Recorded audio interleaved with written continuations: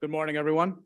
We're going to get started. Our first speaker will be the Assistant Director of the Illinois Department of Veterans Affairs, Anthony Vaughn.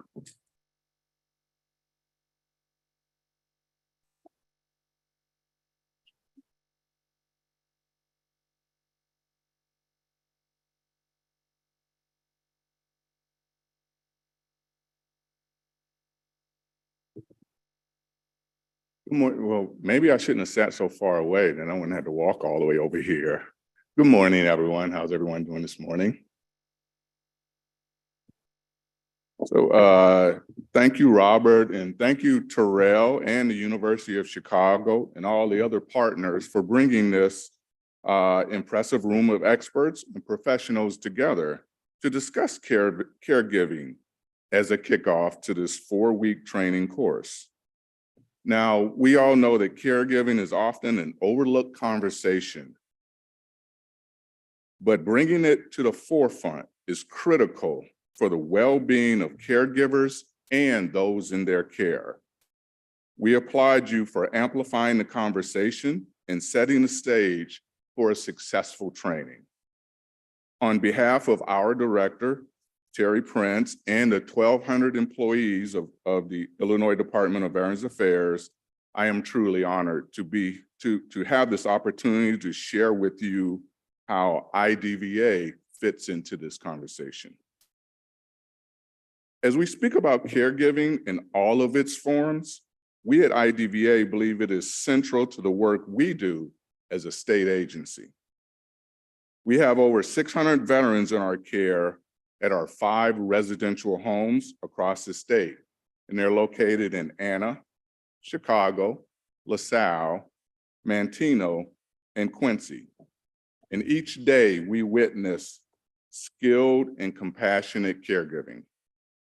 Whether it is the medical director, the nurses, the CNAs, physical therapists, social workers, our dietary workers, and our support staff in the business office, HR, and housekeeping.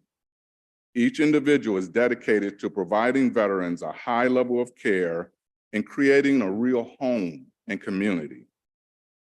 Each person plays a role in elevating the quality of life for our veterans. Director Prince often comments that these caregivers refer to veterans in their care as their veterans. They build relationships and bonds that benefit the veterans and provides meaningful work, meaning to their work. In our homes, over the course of the pandemic, more than ever, we have seen the stress that caregivers are experiencing. In our homes, that stress is manifested by repeated COVID testing, wearing cumbersome PPE, and trying to maintain normalcy for the veterans who were isolated from family and from one another when visitation and communal activities and dining were suspended. Each day they risk their own health to be there for the veterans, very often working long hours in the face of the pandemic. I personally, for 9 months, had the pleasure of serving as the administrator of our LaSalle Veterans Home. And it was during that time that I witnessed firsthand the dedication of those who choose to care for someone else. And yes, it is a choice to care for someone else. While trying to convince one of our more senior nurses in the facility to apply for a supervisory position, she gave me a response that I really had no answer to. She said she did not want to take the job because it would take her away from her veterans. She valued working directly with her veteran residents more than she did a promotion. Caregiving is a difficult job, and like many healthcare providers across the nation, we are experiencing staffing challenges. But to address those challenges, we are aggressively recruiting, hiring, and training our staff at all of our homes. And it is a kind of forum and training where those who are not healthcare workers, or excuse me, in this kind of forum and training, where those who are not healthcare workers, but are drawn to caregiving or had it thrust upon them, can learn skills and best practices from experts in the field. It is also where fellowship and friendships are formed. I really appreciate this opportunity to share experiences and learn from one another, and know that programs like this are critical in the communities we all live in and support. In addition to providing care in our residential homes, we also serve the 600,000 veterans in Illinois through our veteran service officers, who are veterans themselves and understand and have experienced the challenges of transitioning from military service to civilian life. Each veteran service officer is trained by an experienced IDVA staff member, and all of them are accredited through the U.S. Department of Veterans Affairs.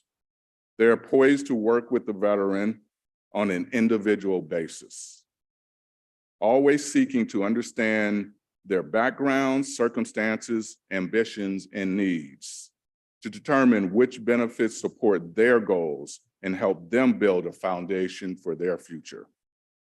Each veteran's experience is unique, and assisting veterans to receive the benefits they have earned is central to the services that IDVA provides. And we also work closely, very closely, with our veteran service partners who also provide this kind of support and other services related to employment, housing, healthcare, and education. Throughout the year, IDVA hosts events and programs to honor veterans, Gold Star families, and Remembrance Days. Our Women Veterans Coordinator has been building a community of women veterans and providing programming and resources designed for their unique needs. We at IDVA are committed to important outreach and new ideas like the Chicago Caregivers course to support and educate the caregivers of veterans, police, firefighters, and first responders, and others coping with trauma. This two-day symposium provides a fellowship opportunity that I mentioned earlier. At IDVA, our mission is to help veterans thrive in Illinois and to make our state a destination of choice. It is programs and educations like the Chicago Caregivers course that make our mission just a little bit easier, and we thank all of you for your leadership in this area. And now, I have the distinct honor of introducing the Cook County Director of Veterans Affairs, Major D. Love. Major Love.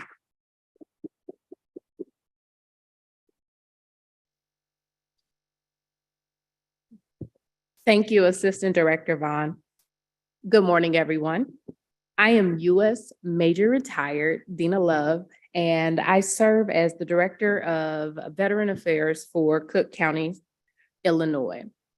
I would like to thank you, Dr. Odom, and the University of Chicago for inviting me to speak at today's event. I would also like to thank the City Colleges of Chicago, Elizabeth Dole Foundation, and the Gary Sinise Foundation for your commitment to our veteran population. Finally, I would like to recognize all of our caregivers here with us today, whether in person or virtually. Today, we are here to recognize your dedication and commitment to the wellness and sustainment of our veterans here in Cook County. We see you, and we're here to support you. Author Jim Rohn once said, "One person caring about another person represents life's greatest value."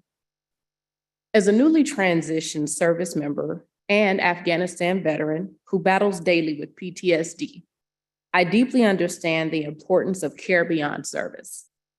My mom is my rock, and she's the one that I turn to when I'm having a rough day, which sometimes is every day. offering much needed support to members of the U.S. Armed Forces and their caregivers through programming is vital to the overall well-being of our veterans here in Cook County and is a priority for Cook County Board President Tony Preckwinkle. There are over 100 veteran service organizations across Cook County, most of which provide direct support to veterans and their families. One way the county, under the leadership of President Preckwinkle, is bettering the lives of veterans and their families is through our honor grants. The Cook County Department of Veteran Affairs awarded $1.4 million to 18 nonprofits to further existing programming and resources for over 2,000 veterans. The focus is on mental health, education and job placement, home and food security, and making benefits more accessible. Additional honor grant funding will be announced for nonprofits this spring.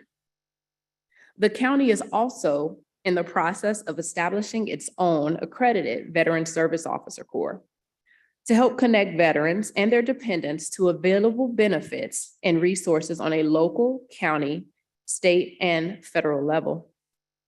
There's a lot of information to navigate when it comes to benefits, and this program ensures veterans are aware of what's available to them. Not only our veterans, but additionally their families that rely upon this support to serve their veterans.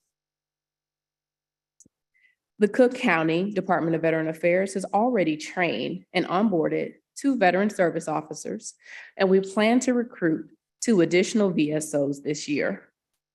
This boots on the ground approach is vital to increasing awareness as well as connecting veterans and their caregivers to available programming and services. Cook County has also created educational opportunities for veterans looking to enter the technology industry. We partnered with Microsoft and the National Able Network to launch the Chicago Cook Technology Academy. This free 7-week program provides veterans with critical career skills such as virtual machines, implementing web apps, and maintaining essential network devices, all of which I am not skilled in. The county is proud of the participants who finished this first session, and any veterans interested in the tech industry are encouraged to sign up for the next session that begins in March. Next month, the county is also launching a program for veterans and their families in partnership with Rebuilding Together Metro Chicago that will provide veterans in need with free home repairs and improvements. A lot of times in my scope of work, this is one of the most common calls that I receive as our veterans age and succumb to our disabilities, the needs of their dwelling changes as well. So we're really looking forward to be able to meet that need of not only our veterans, but our caregivers through this program. This program serves as a stepping stone to help veterans rebuild their lives and allow them to take pride in where they live. Our goal for this year is to make outdoor and indoor repairs to at least 15 veteran-owned homes throughout the county. The county is proud to offer critical programming and is committed to providing essential resources and services for this community. Empowering our veterans and those that provide care will create a better Cook County for everyone. Thank you. I would now like to invite Dr. Aaron Chapman, the Director of Wellness for the Chicago Police Department, to the stage. Thank you.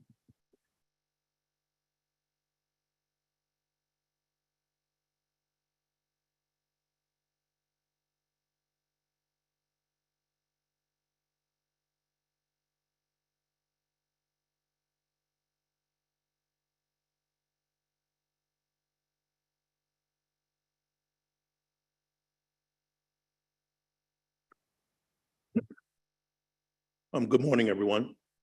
I'd like to thank Dr. Odom, the University of Chicago, City Colleges of Chicago for inviting me to speak here today. As mentioned, my name is Dr. Aaron Chapman. I'm a licensed clinical psychologist, and I currently serve as the Director of Wellness for the Chicago Police Department. In that role, I'm responsible for the mental health needs and wellness of just about 12,000 Chicago police officers and civilian members of the Chicago Police Department.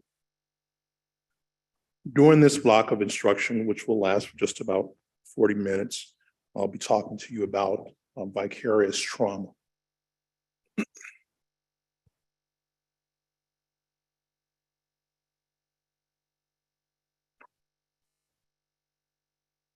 So vicarious trauma is a condition that impacts the physical, mental, and emotional and psychological functioning of many individuals who are employed in the helping profession. And I'll define vicarious trauma. I'll discuss its etiology and its related signs and symptoms. I'll discuss how you can minimize your risk of being traumatized, and I'll discuss evidence-based treatments for vicarious trauma. Now, some populations have an inordinately high level of PTSD, and thus your care and treatment of such groups can increase your risk of vicarious trauma. Thus, in the second part of the presentation, I will discuss best practices in your care and treatment of first responders, such as police officers, and also combat veterans.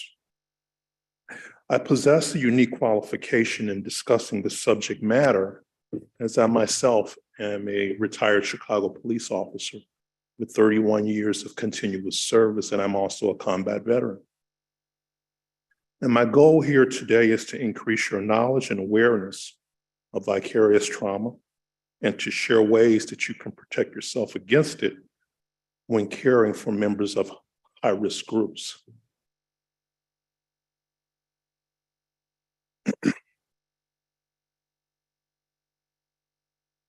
As I mentioned, vicarious trauma is a condition that impacts an individual's physical, mental, and emotional and psychological functioning.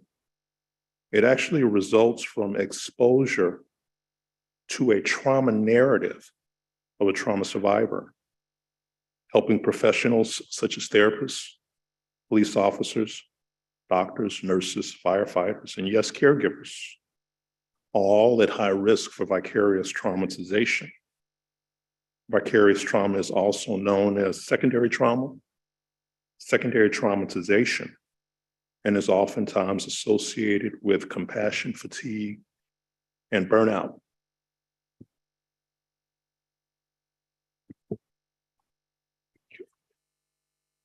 We're going to watch a brief video on vicarious traumatization.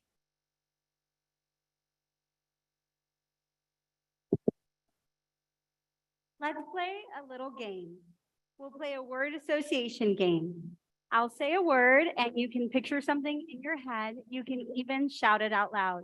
Are you ready? Cow. Okay, so most of you maybe were thinking this. Maybe a few of you were thinking more this. And maybe some of you thought this. We'll do another one. Work. Awesome. So some of you really love your work like this. Maybe a few of you were thinking this. And I wonder if anyone felt this. We'll do just one more. PTSD or post-traumatic stress disorder. So most of you thought this. Maybe a few of you were thinking this. But I wonder if anyone thought this. Compassion fatigue is the post-traumatic stress disorder related symptom that you receive vicariously as a secondary target to trauma. Compassion fatigue is experienced by those in a helping profession. Doctors, nurses, counselors, therapists, police officers, and maybe even you. If your unpaid role is that of a helping professional, then you may also be affected by compassion fatigue. If you are the middle of the night phone answerer or helping a friend through addiction or anxiety, if you are raising children or caring for parents, or maybe both at the same time, if your unpaid role is that of a helping profession, compassion fatigue could be affecting you as well. Now, what puts you at a greater risk for compassion fatigue is empathy. Those generally in a helping profession have a very strong empathetic response system. And empathy is that ability to pick yourself up and put yourself in someone else's shoes. Get it? To really get it. Where they're going. Okay, so as Amy discussed, vicarious trauma is a condition that's acquired by exposure to the trauma narrative of a survivor. See, the helping professionals themselves are typically not or haven't suffered the actual trauma, but it's their connection with the trauma victim that engenders vicarious trauma.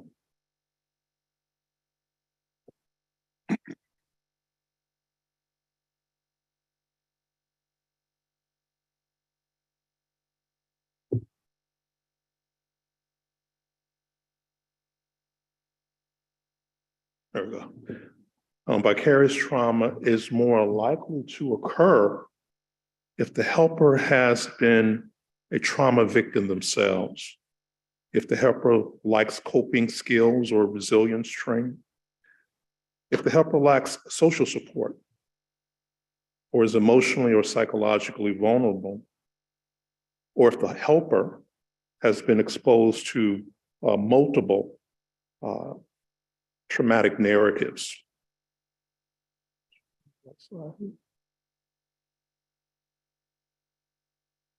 Okay. As we saw, therapists, social workers, caregivers, doctors, police officers, and firefighters are often individuals who work in a helping profession that are at high risk for vicarious trauma.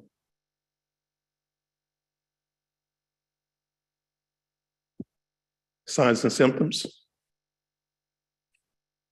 One of the primary signs and symptoms of vicarious trauma is compassion fatigue, as Amy talked about, but also things like intrusive thoughts, avoidance behaviors, such as not wanting to come to work or not wanting to go to work.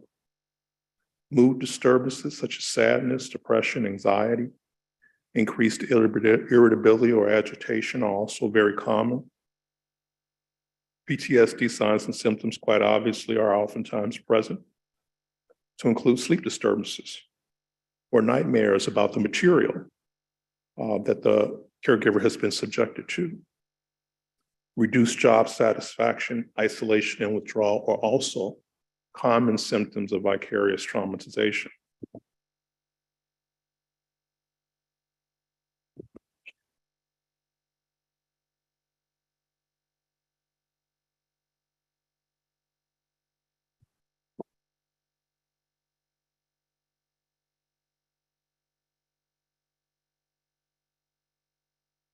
I apologize for being a little disoriented with my slideshow. High-risk groups. So as you saw in the video presentation, firefighters, combat veterans, but also police officers typically are very high-risk groups that caregivers are exposed to in their work. In fact, as we can see, PTSD is actually quite common when it relates to military veterans. Their rates are very high, suicide rates are very high. I see the problem now, we don't have the right presentation. I can work with this stuff.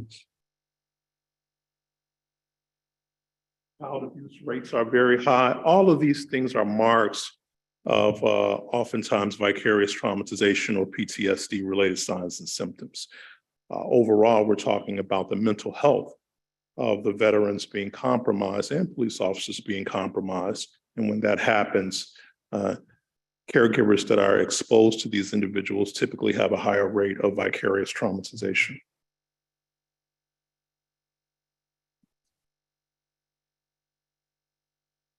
Alcohol abuse, depression, and anxiety. 50% of police officers have either struggled with depression or PTSD. Police suicides are 20% higher than a normal population. And Chicago police officer suicide rates are 60% higher than those of other police departments. Our divorce rates are higher than the normal population, and 60% of Chicago police officers actually at some point will have caregivers, unpaid or paid. So we want to take a closer look at PTSD because this is the most common occurring disorder as it relates to vicarious traumatization, meaning that caregivers oftentimes will be providing care for individuals who are living with PTSD. So we'll start off by trying to define what PTSD actually is.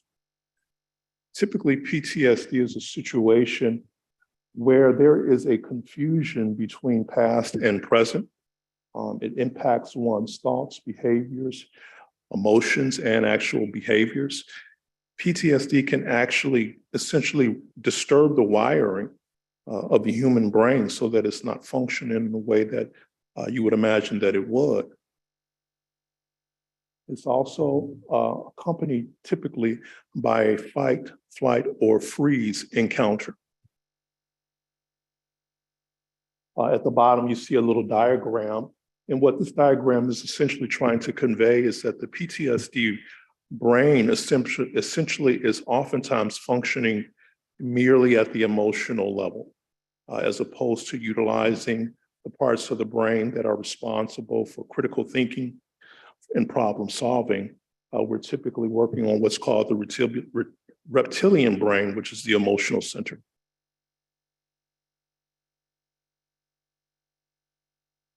For diagnosis of PTSD, there must be essentially 6 criteria met. There must be exposure to a life-threatening situation. There are intrusive thoughts, reoccurring intrusive thoughts about a particular traumatic event. Avoidance is oftentimes present, meaning that the person tries to avoid people, places, or things that remind them of the traumatic situation. Negative alterations in cognition or mood is quite common. You may see rapid changes in mood states, depression, anxiety, stress. The actual condition must last for at least 30 days or 1 month. And it must cause significant distress or impairment in the individual's overall life functioning.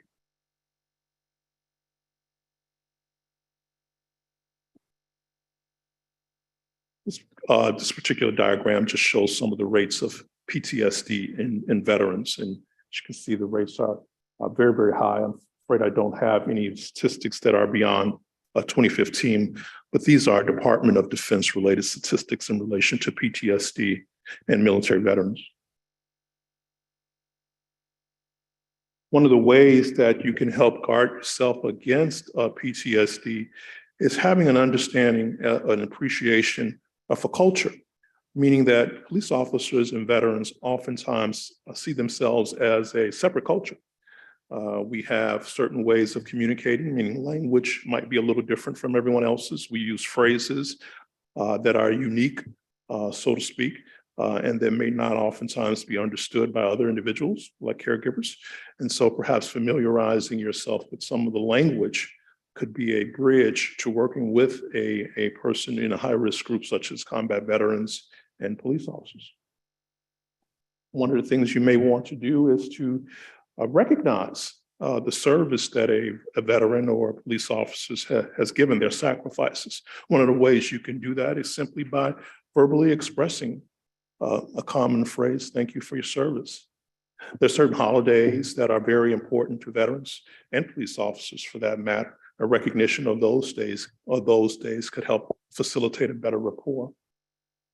If you're caring for a military veteran or retired police officer who was unable to sufficiently care for themselves, allowing them to have a voice restores some of the level of control that they may have had when they were actually working in their respective fields. And clinical listening skills are very, very important as well. We'll discuss that in a moment. We're going to turn our focus a little bit to, I should say that when polled, caregivers overwhelmingly identified, say, feelings and thoughts for their safety and possible aggression from individuals who are at a high risk for PTSD, or patients who may be combat veterans or former police officers. And so one of the things that we began teaching our folks who are employed in the helping field and caregivers is de-escalation training, right? De-escalation training is a very effective way of engaging not only veterans and retired police officers, but anyone who might be at high risk for things like PTSD or acting out because of their mental health related issues, thereby subjecting their caregivers to higher rates of vicarious trauma.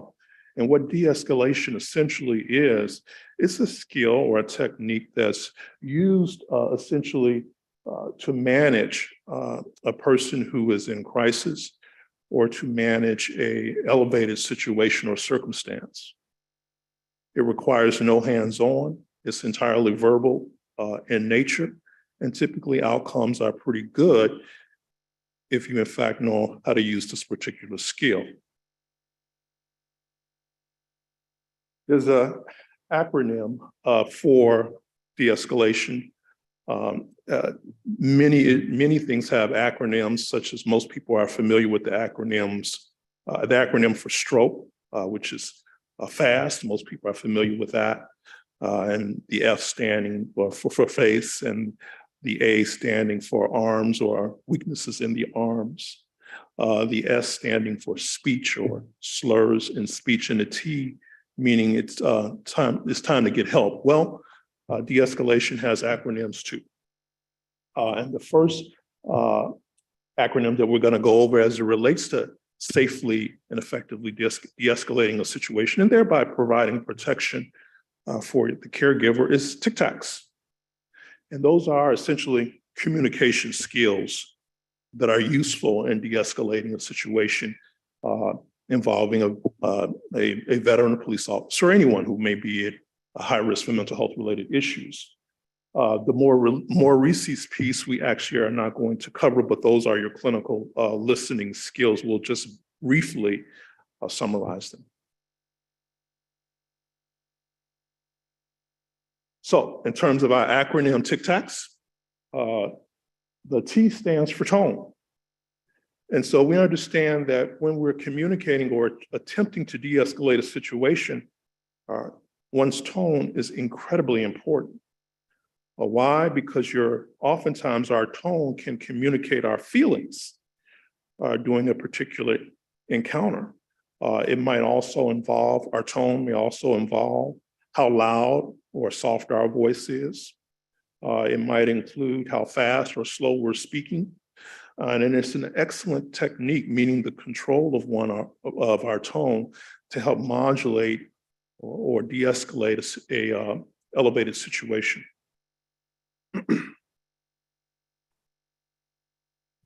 Inflections, right? So inflections are essentially the change in one's tone, not the tone itself, but the change in one's tone. And so I usually, the example might be one's speech can elevate, like I just did, elevate, that's an inflection. It can go up or down. And you can also change the pace in which you're talking. All of those may lend themselves to inflections. Well, you want to use you don't want to use hard shifts in language that might confuse or irritate or agitate the person that you're trying to de-escalate. You want to use not only a calm tone, but a very smooth process in terms of transitioning in your language, meaning your inflections. Communications, when we think about communications, we're talking about essentially understanding that words alone are not the entire aspect and as it relates to communications. There are many, many other important elements when we talk about communications. All words are important.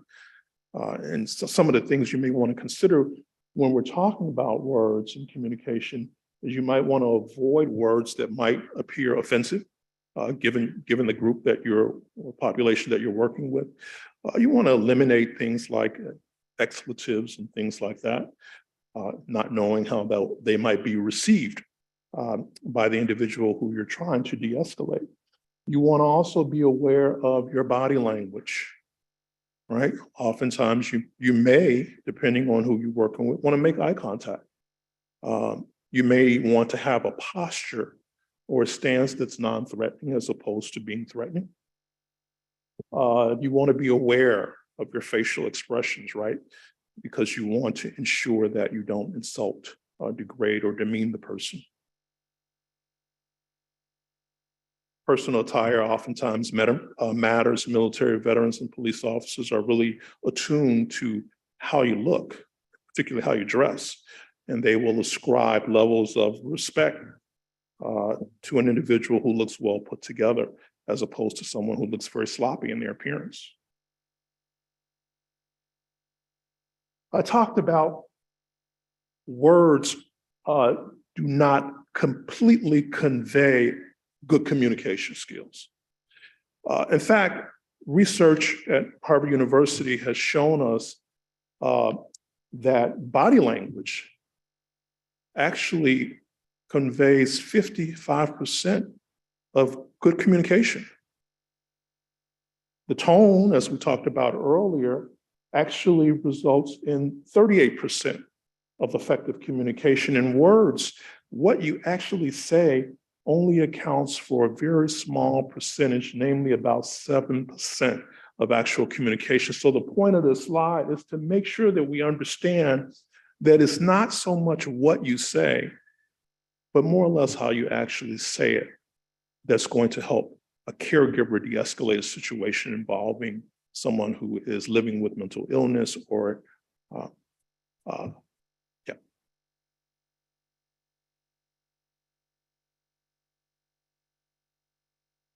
So we're going to finish up with our acronym TIC-TACs, right? So we're on the second part of the TIC-TACs acronym, and the second T stands for time, a very important factor in de-escalating a situation. Time is important because the goal is to slow the entire encounter down. Time is important because it allows the caregiver an opportunity to better assess the situation, to begin thinking about resources that may be needed to manage the situation. Maybe you need to call CFD or the Chicago Fire Department or the fire department in your municipality. You may want to call the police if necessary, although most of the time that's not an ideal situation unless you're requesting a CIT trained officer. You may need to call EMS. So time allows you the opportunity to put those things together. Time also allows your client to vent. And that can actually de-escalate the situation on its own.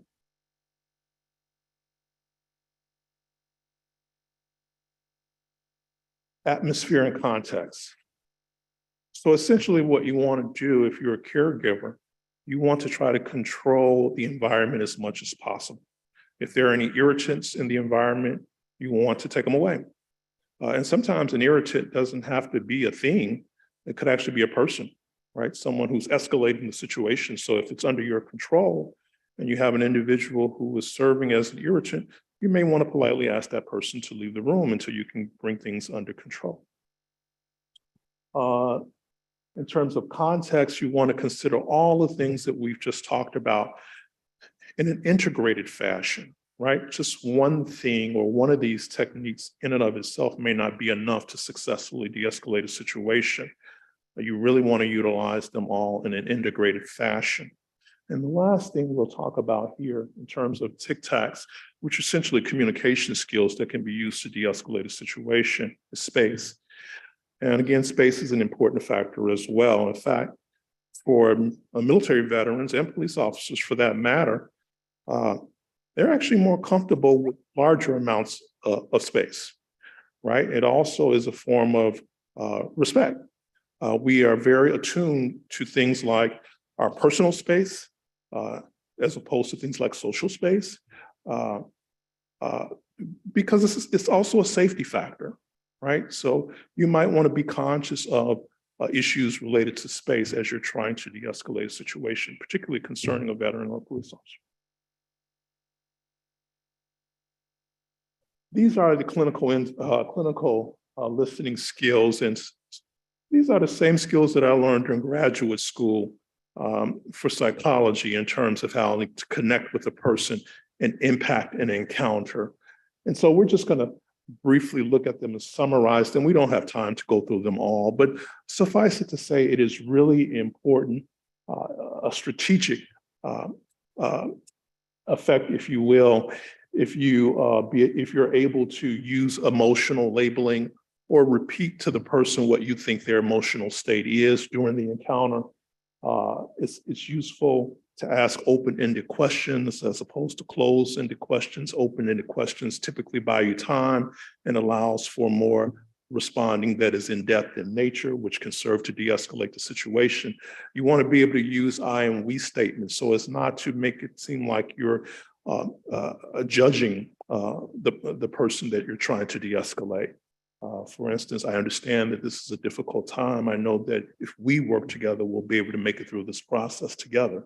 So those are the types of words that you want to use as opposed to you, which can seem a bit judgmental. Empathy is always a good thing. And summarizing things that your client or patient has said also has a great effect. This is a crisis escalation cycle, right? And so it's very useful to conceptualize your work when you're conducting a de-escalation. In the first column, this is essentially your client's demeanor or behavior. You can see it says violent, hostility, anger, anxiety, and calm. However, the second column has the caregiver's experience, what they're feeling. It could range from feeling angry to feeling empathic. And then the last column is essentially what the caregiver might do in relation to the experience that they're having in that moment. So for instance, if the client is feeling or expressing anxiety, well, typically the caregiver will feel empathic and their response might be a supportive response. In contrast, if the client is feeling hostile or expressing hostility or violence, well, then naturally the caregiver is going to feel fearful or perhaps even angry themselves. And the response might be to leave the location altogether or at least temporarily move to a different part of the environment for safety and to call for help. So this is just a conceptual table to help you conceptualize what you might do with respect to a given de-escalation. Again, because it's so important during your work with individuals from high-risk populations, it's worth revisiting this slide as it relates to self-care. It really is one of the best ways of managing your interactions with individuals at high risk in high-risk groups is to really manage yourself. It's true that in order to be able to take care of others, you really need to be able to take care of yourself. And so these are some of the elements of self-care that have been shown time and time again to be effective. Everything from, oh, that is not right. So I'll tell you some of the elements of self-care. Probably the most important element of self-care is essentially social support. Caregivers and professionals alike oftentimes rely on the support of family and friends to help them process issues that have occurred in their work environment. Exercise is very important as a way of burning off some of the pent up anxiety and stress. Obviously, diet is very important.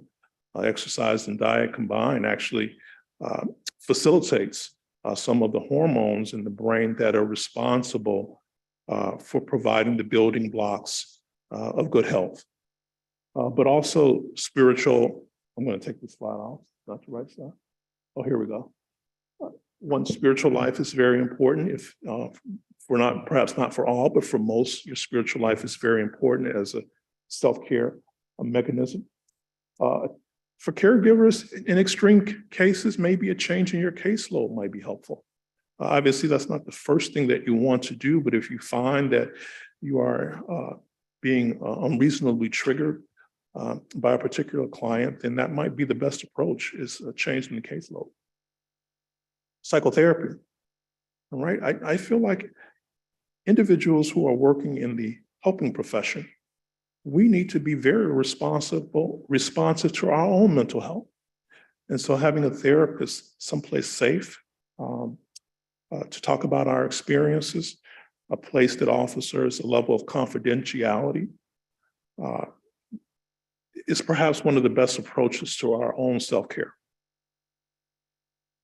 Sleep, we hear about it often, right? You want to ensure that you're getting 6 to 8 hours of sleep, because that's when the body actually does a significant amount of its own repair work, mentally, emotionally, and psychologically. So if you're not getting sufficient amounts of sleep, you're essentially perhaps placing yourself at risk, not only for vicarious traumatization, but for a whole host of medical related issues and psychological issues. That is the end of the presentation. I apologize for the mix up in the slides. Thank you very much. And I think we have some contact information here. As I mentioned, I work for the Chicago Police Department as the Director of Wellness, and I imagine many of you will have access to the slide presentation. Thank you very much.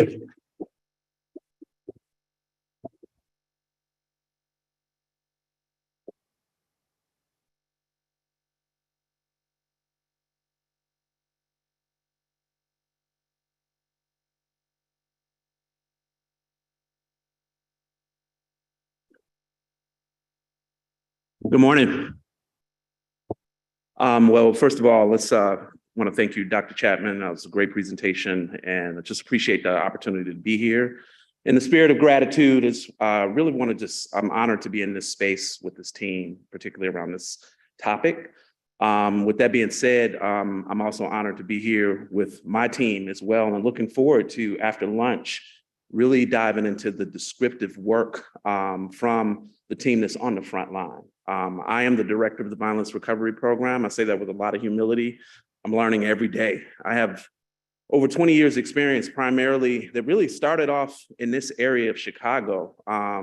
What were the former Henry Horner projects, Rockwell Gardens straight down the street, as well as over in the Austin community as an ethnographer, as part of a research study that followed boys who started off in fifth through seventh grade, followed them throughout a longitudinal study. And by that, what I'm talking about is following up individuals over time to really understand their trajectories towards pro-social or antisocial behavior. And as someone who started off born on the West Side in Austin community as a preschooler, but really spent most of my time on the South Side, it was encouraging for me to actually hang out with young teen-aged men, young boys, emerging adults on the West Side, to really kind of understand the daily things that they faced in terms of keeping safe and how they handle conflict, recognizing that conflict is natural for all of us, but how you handle it, unfortunately, there are grave consequences with that. I regrettably have to say that work was in the late 90s and not much has changed. And so with that, I have been encouraged by doing programs that focus on schools and families. Most of my career has really focused on the protective factors of families, recognizing that families actually get at many of the risk and protective factors that are connected to keeping our youth safe. But that wasn't enough. We needed to focus on community-led approaches driven by stakeholders. And I'm coming off of an experience that was probably the most gratifying experience with community-led work that also involved understanding the impact of our frontline staff, credible messengers through street outreach, but also credible messengers through our faith leaders. And then that work was really inspiring for me, but that wasn't enough. And so what I want to talk to today about is the work that I'm currently honored to be in and that I'm learning every day. And I'm honored to be with the team that's here with the Violence Recovery Program, honored to support their work. They're working side by side with the trauma physicians that are here as well. And I want to talk a little bit about that experience. But before we go on, I have a public health background. And what I like to do is describe that approach by going back in history. There we go. All right, so there's certain themes that we talk about in terms of life expectancy. Many of us have heard in the context of Chicago, and Chicago's not different from other large urban areas that have a significant BIPOC population, right? Black, Indigenous, people of color population. In the late 19th century, life expectancy was also an issue. In particular, people were being stigmatized by their practices, the things that they do, not being moral, the faith that they had, as well as family practices, right? And so when it came to life expectancy, unfortunately, individuals were being stigmatized, families were being stigmatized, communities were being stigmatized.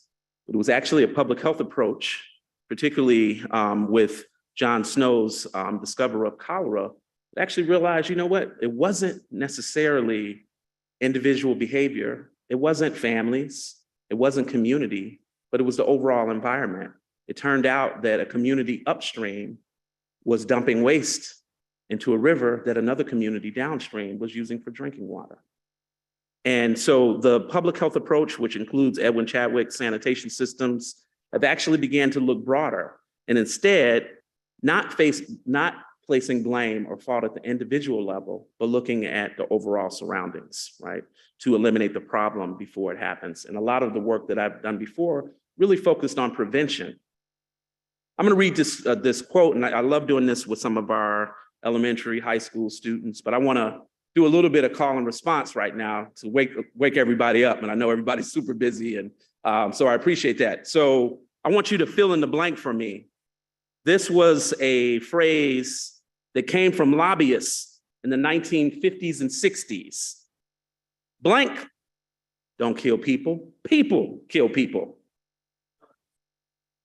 Automobiles. That was from automobile lobbyists, right? And so what was going on? And again, let's think about the 50s and 60s. Let's think about images of maybe James Dean, the rebel. If you're old enough like me, you might even remember Happy Days, the Fonz, right? And so with that being said, it was an issue with youth driving reckless. It was about reckless behavior, right? And it was the automobile lobbyists were fighting back and saying that it's actual individual behavior, or maybe it's the way those rebels or those teens are not being monitored by their parents, right? Or maybe it's the type of community that they come in where they drive recklessly. But it was actually public health that said, you know what are some things that have changed when it comes to the automobile that wasn't in place in the 50s and 60s? And I love doing this exercise as well, just to distinguish our age, and I'm sorry to group you with my age, because I know everybody in here is younger. But what are some things that in the environment of the automobile that has changed? Seatbelts, what else? Airbags, what else? Yes, say that again, I think I got you. Texting, oh man, you took it, okay, all right, thank you. Texting, right? So also the glass, right? The glass, when it cut up at that time, it would cut into shards. If you've ever seen individual glass now, you see that it's kind of in this malleable glue type of substance, so it wouldn't cut up. Airbags, some of our youth today also say lane detection systems, right? How about that? You know, one of our gentlemen said texting as well, like, so the different things that get in the way, which is still a problem to this day. And so with that being said, let's look beyond the individual. Let's look at the overall environment, and that is the public health approach. It is when societal and environmental conditions cause disease but the solutions actually lie within society. That means as a society, we had to go to lobbyists, we had to go to politicians to put these things in place. Automobile fatalities after these simple as a seatbelt went down by over 60%. So with that being said, we have a frame that public health is a violence is a public health problem, but also that violence can be prevented.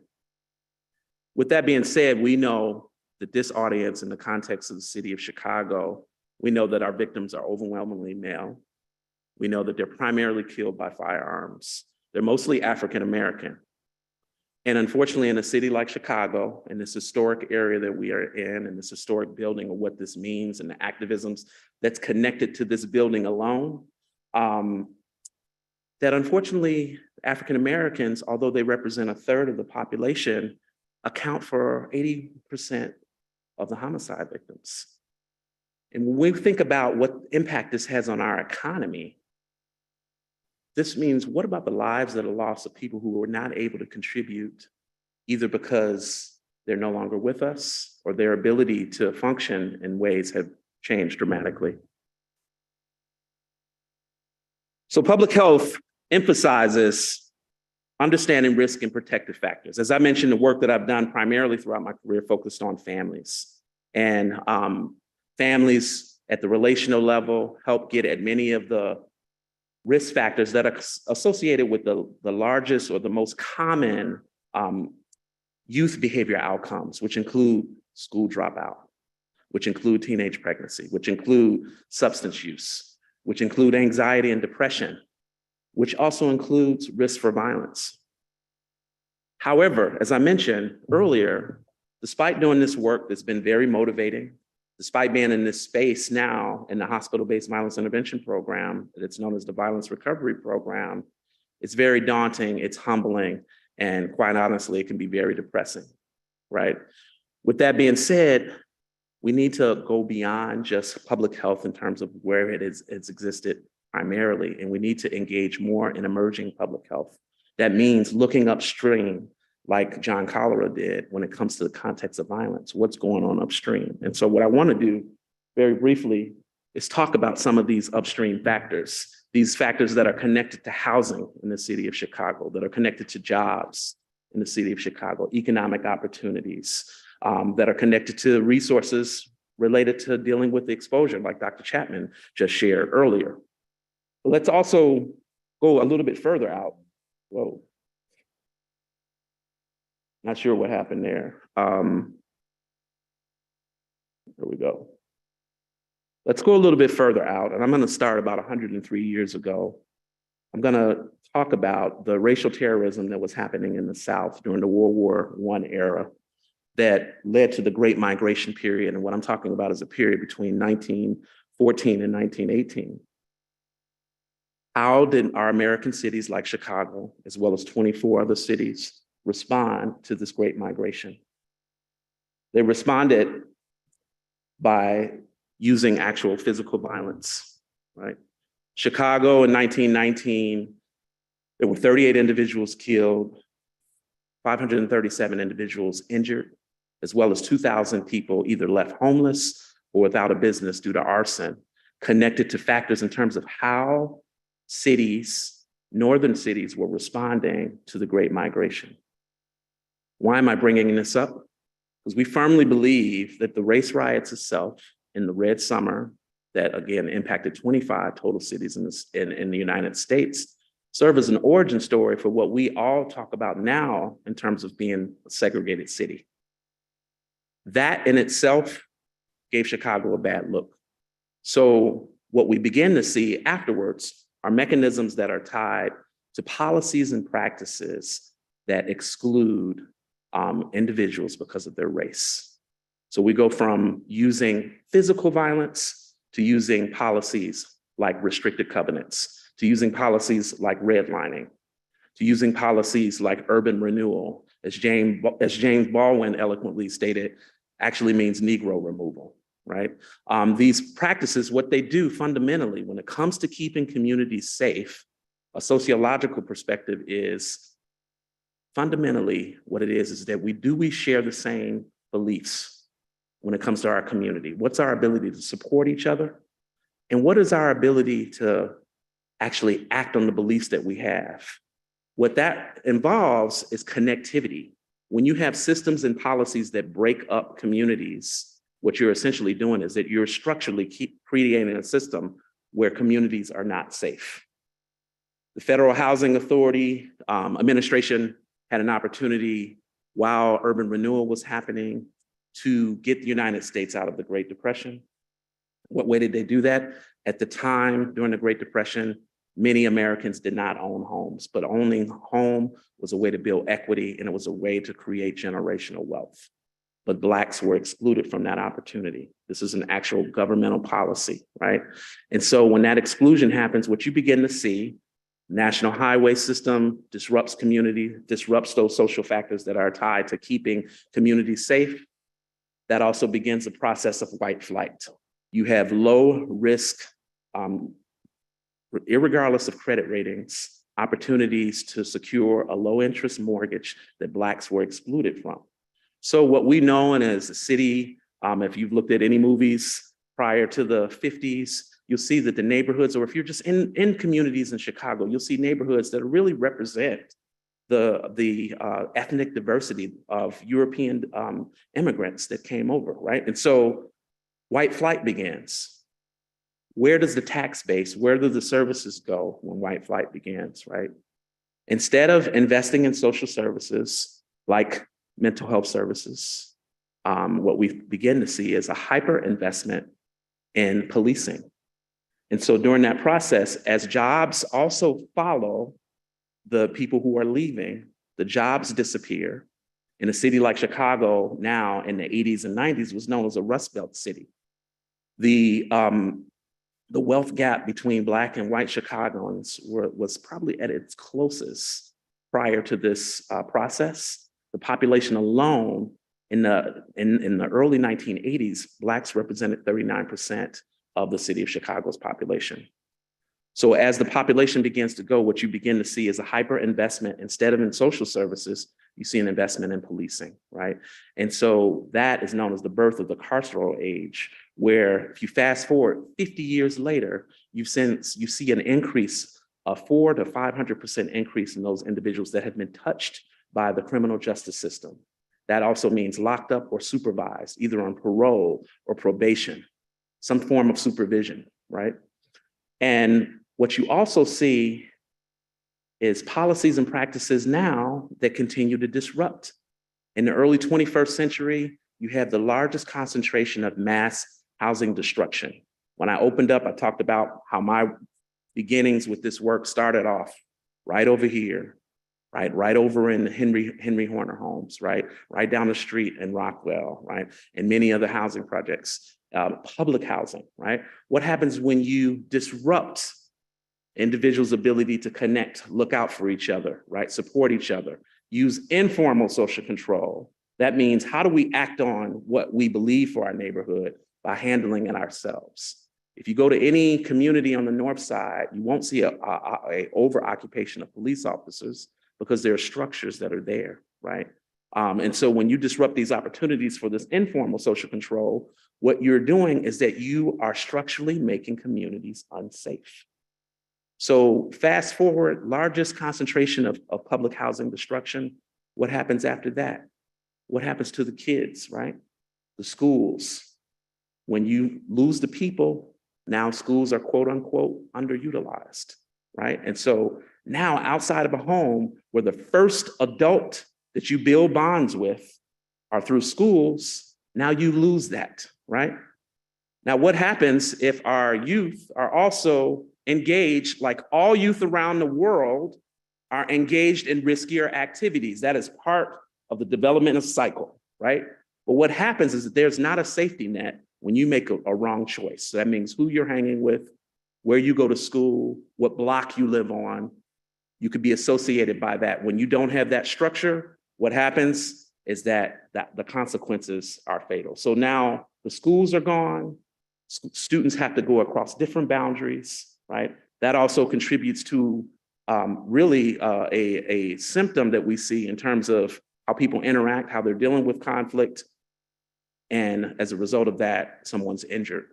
These are processes that are connected to that. So I'm talking about these large governmental practices and private practices.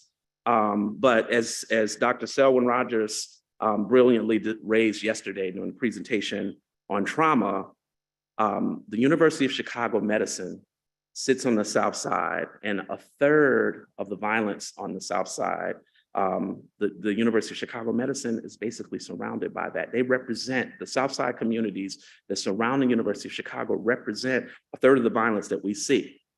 Dr. Rogers also highlighted how in 1984, a Chicago basketball legend and a #1 ranked basketball player, 17-year-old Ben Wilson, known as Benji, his life could have been saved had structurally there'd been a trauma center on the South Side of Chicago.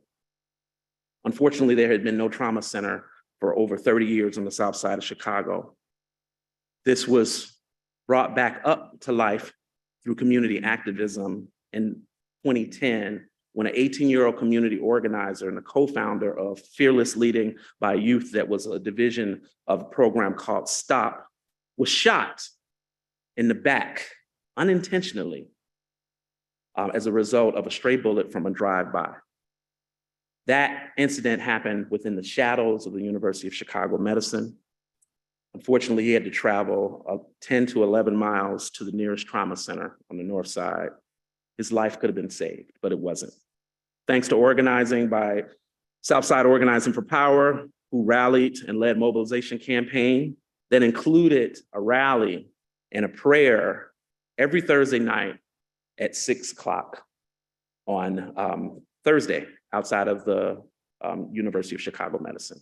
This community activism is what has always got us from places to get people involved, and certainly want to shout out that activism that allows us to be in this space to talk about this work at the University of Chicago Medicine. And that work eventually led to a Level 1 trauma center that was led by Dr. Rogers and his team, which include Dr. Ben Wilson, Dr. Priya Prakash, Dr. Cohn, Dr. Plackett. And part of that package was to bring the surgeon teams, but to also launch a hospital-based violence intervention program. It's important for me, before I talk about interventions, before I talk about programs, that we level set and we actually talk about the systems that are tied to race and racism. It is unfortunate to expect expectations from a program in terms of impact without also acknowledging the very things that have placed us in this situation, acknowledging what lies beneath the iceberg. And that is, I appreciate your patience through that process. The development, implementation, and evaluation of the Violence Recovery Program would lie within the Urban Health Initiative that's led by Brenda Battle, that facilitates and coordinates efforts to address complex public health and social needs of residents of the South Side of Chicago, which include the core components of public health, which is assessment. There's a community health needs assessment that happens every 2 to 3 years. That information helps lead to policy development, using the assessment in partnership with community stakeholders to inform a strategic plan to address those needs. And then also assurance. In what ways are we providing equity of access to care, right? And through the Urban Health Initiative, it's not just the Violence Recovery Program, but there is also a team of community health workers and patient advocates. What I want to talk about for the rest of my talk is focused on the Violence Recovery Program. So it is a multidisciplinary hospital model that focuses on survivors of intentional community violence and their families. It involves multiple components, which include the trauma teams, not only in the adult hospital, but also in the pediatric hospital at Comer. It also involves spiritual care, child life. We have a team of 18 violence recovery specialists that are embedded in the emergency room after a violent activation occurs. They get a page. They are arriving to receive anyone who has experienced a penetrating or blunt intentional traumatic injury as a result of community violence. We also, within this model, is Healing Hurt People that focuses on youth and their families, age 20 and younger. And there is also a REACT clinic that provides mental health services for those same emerging adults and children and their families, as well as external partners. I really appreciate the organization around this conference, and Terrell, thank you very much for having the opportunity to actually highlight the team. So after lunch, we're going to talk specifically around these processes that are involved. But ultimately, where do we want to go with this? We want to increase our outreach and engagement towards preventing re-injury, but also how we can leverage resources that exist within the hospital and with our community partners to make sure that we're providing a path towards comprehensive recovery. What we're going to talk about a little bit afterwards is really describing that process. We're going to have some vignettes that are essentially a composite of different real-world experiences that describe from the moment that activation happens, what our team does in terms of being in place, how they engage the patient after the surgery team, the trauma team has stabilized the patient, in terms of understanding their most immediate needs. What is it that they need right now? Our team understands the structural mechanisms that I described, that I opened up with earlier today. They also understand the interpersonal connections because our team represents the same community in which the patients are arriving and their families. In many cases, our team also understands that loss as well because they've experienced it.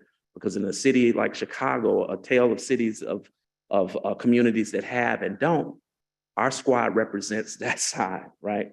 And so with that being said, that helps establish credibility because it is understanding that path and understanding that most immediately, they are humans trying to survive, right?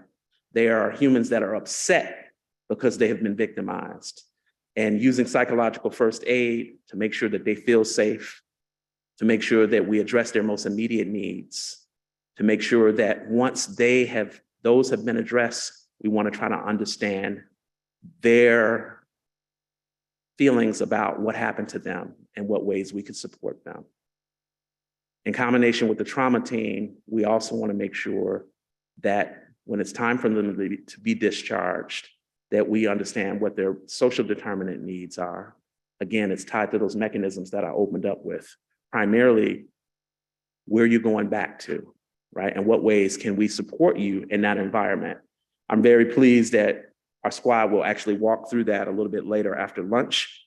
But in addition, what we're interested in is how we can establish a case management protocol with the team to follow them towards the needs that they set.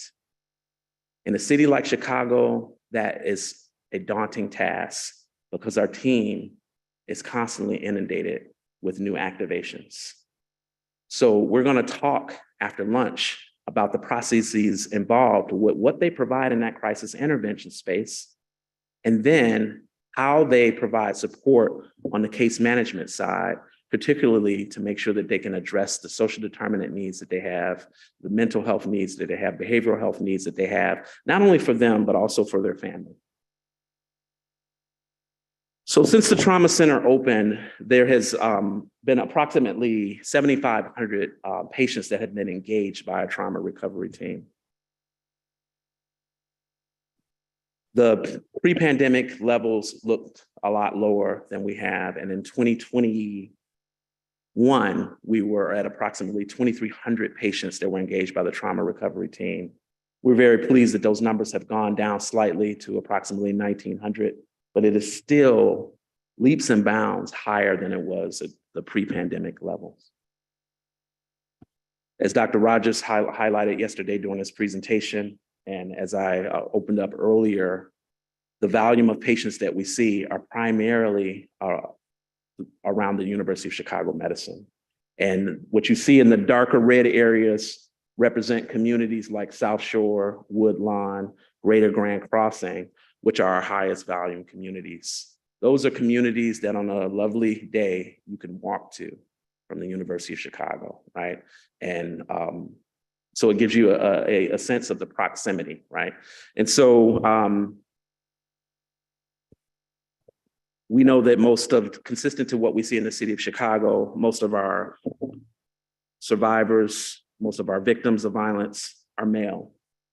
They are also mostly represent community violence. However, I'm very pleased that our team is really, we've been engaging in conversation as well as research questions to say, you know what, it looks like upon further review, once we have been able to establish rapport, that many of the cases that we might assume are community violence actually in fact are domestic violence. As I described earlier, there have been mechanisms tied to policies and practices related to housing, and housing in the city of Chicago is a dire need. Many of our patients are housing insecure, and what we're finding is that many of them are in places where normally in a quote unquote normal community or in a quote unquote healthy community, you're in a home with people who you have close social ties to. But when you're housing insecure, you're in a place where you can just have a roof over your head during that time. With that being said, when conflict happens, a lot of times that conflict is really domestic conflict as a result of your situation, and something pops off in that scenario, and what might look like between individuals who are not related as community violence, it actually is in fact domestic violence. You know that most of our gunshot wounds are approximately 70% of the injury types are a result of gunshot wounds. And of course, nearly 100% of our victims are African-American. And also, approximately 60% represent men who are between the ages of 22 and 40. About 20% of those represent those emerging young adults and our youth that are basically from 18, and unfortunately, as we shared yesterday, it could be as young as months in our preschool and infants. One thing that we've also noticed over time is that there have, and this is in part because of the practices that are engaged in terms of efficiency with the team, also the violence recovery team being involved in terms of assessing safe discharge. Many of our patients are being discharged right out of the emergency room. So we've begun to shift, thanks to our colleagues with Carlos Robles and Christine Goggins, say, you know what, we need to focus on having a team that's not in fact embedded in the emergency room, but instead is focused on outpatient violence recovery. And so what ways can we focus just on case management? And that is one way that we're beginning to expand our work.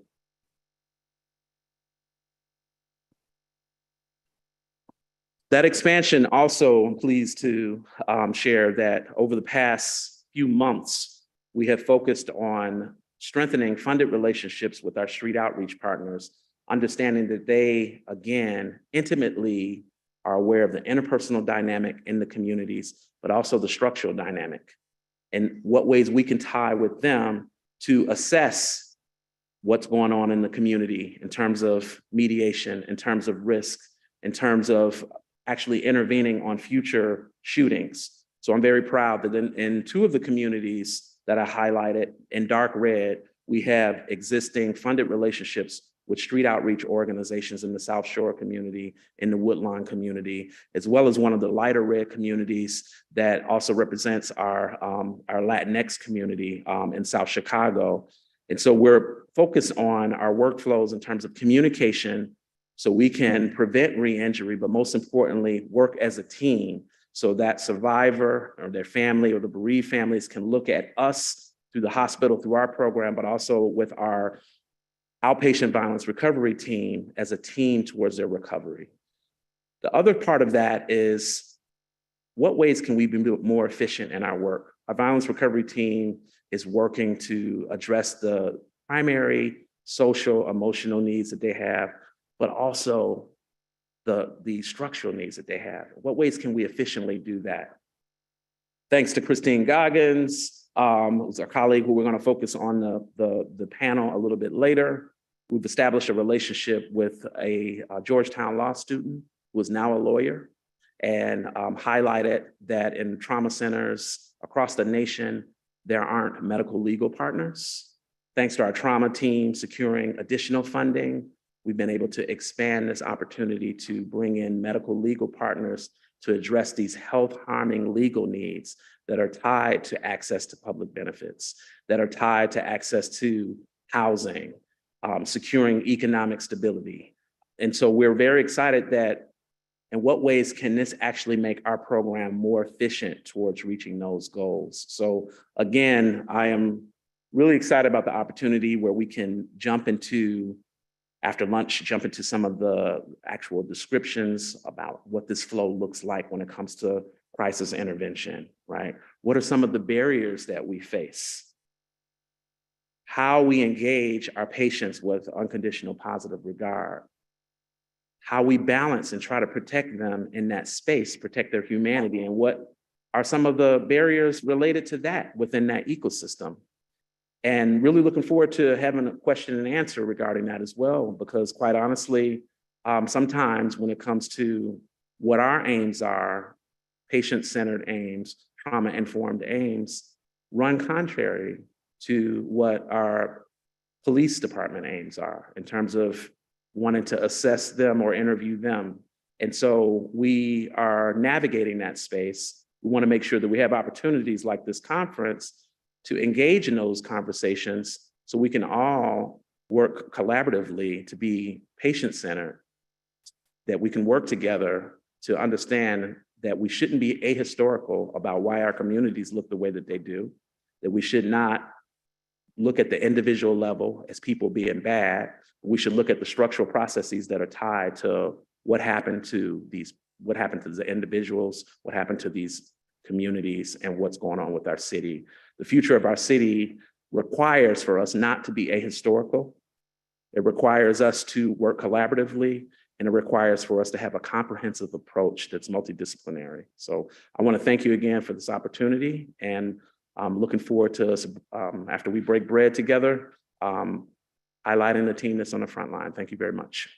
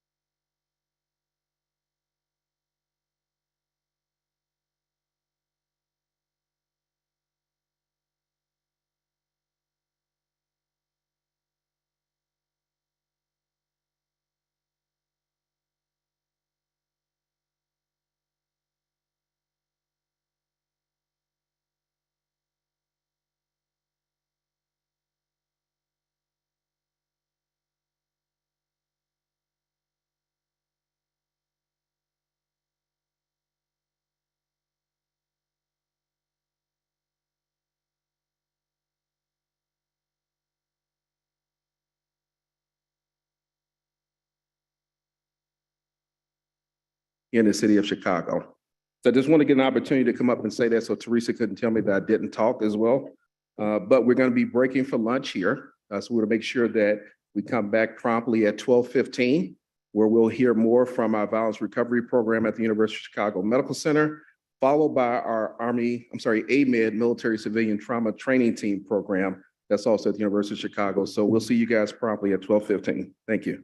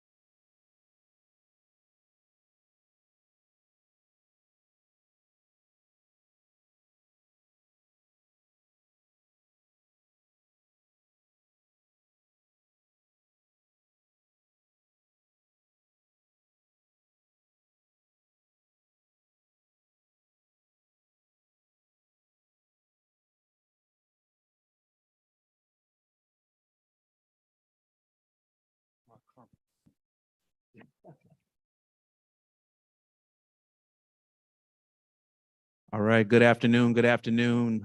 Thank you all again. We're really excited to have this opportunity. I hope you all enjoyed lunch. Again, my name is Franklin Cozy Gay, and I have the honor to engage in a conversation with the frontline team that's in the emergency room. And that includes Michael Johnson right here, the overnight violence recovery specialist. Christine Goggins is our lead violence recovery specialist. Carlos Robles, clinical manager, violence recovery specialist, and Dr. Priya Prakash, assistant professor of surgery. So we decided to focus our panel on walking through a composite of real world experiences of the violence recovery program, how the specialists engage patients, how they support the trauma team, and the ways in which the violence recovery specialists also support each other. And so our objectives are to describe the basic principles around trauma-informed care, patient-centered approaches, strategies to combat social and structural determinants of health, and their self-care strategies for work, and understanding how they can use those self-care strategies to mitigate their own vicarious trauma. We have a good 90 minutes. I want this to be interactive. I'm hoping, I don't know if we have an extra mic as well, passing around the room for questions. I really want to take advantage of this assembled knowledge that's here today. Again, as I shared earlier, I'm learning every day. This is very humbling work for me, and I just appreciate having an opportunity to support the violence recovery team and for our violence recovery team to support the trauma docs and the difficult work that they lead. So I want to begin with a brief description. What I'm going to do is share brief descriptions, and then I'm going to open it up to questions. So just bear with me, and I thank you for your patience. So we receive a page that a 22-year-old man was a gunshot victim to the hip at approximately noon on a Friday afternoon in the summer. The victim is transported to the University of Chicago Adult Trauma Center.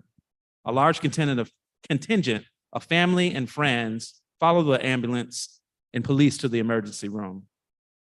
You arrive to the emergency room before the patient arrives. The EMS bring in the patient to the trauma bay. Outside the bay doors in the emergency room hallway, the VRS communicates with the EMS and police to identify key details pertaining to the patient. During this moment, you're getting the patient's name and date of birth. While obtaining this information, University of Chicago Medicine Public Safety also informs the violence recovery specialist that the victim was a famous music artist in the neighborhood and that they have a big group tailing them to the hospital. The VRS lets public safety know that as soon as they have time to communicate with the victim, they will attempt to gather information about the family. Before walking back into the trauma bay, the VRS gathers the patient's alias and his medical record number. In the bay, the trauma team stabilizes him, and the patient now has procedures done, stabilized, he appears calm and quiet. The violence recovery specialist now approaches the patient. So Christine, as lead VRS, one of your responsibilities is to actually train our violence recovery specialists to use patient-centered approaches, including trauma-informed care. In the scenario I just described, can you walk through what person-centered approach means? Can everybody hear me? Okay. So the person-centered approach is literally to treat that person as a human being with life experiences.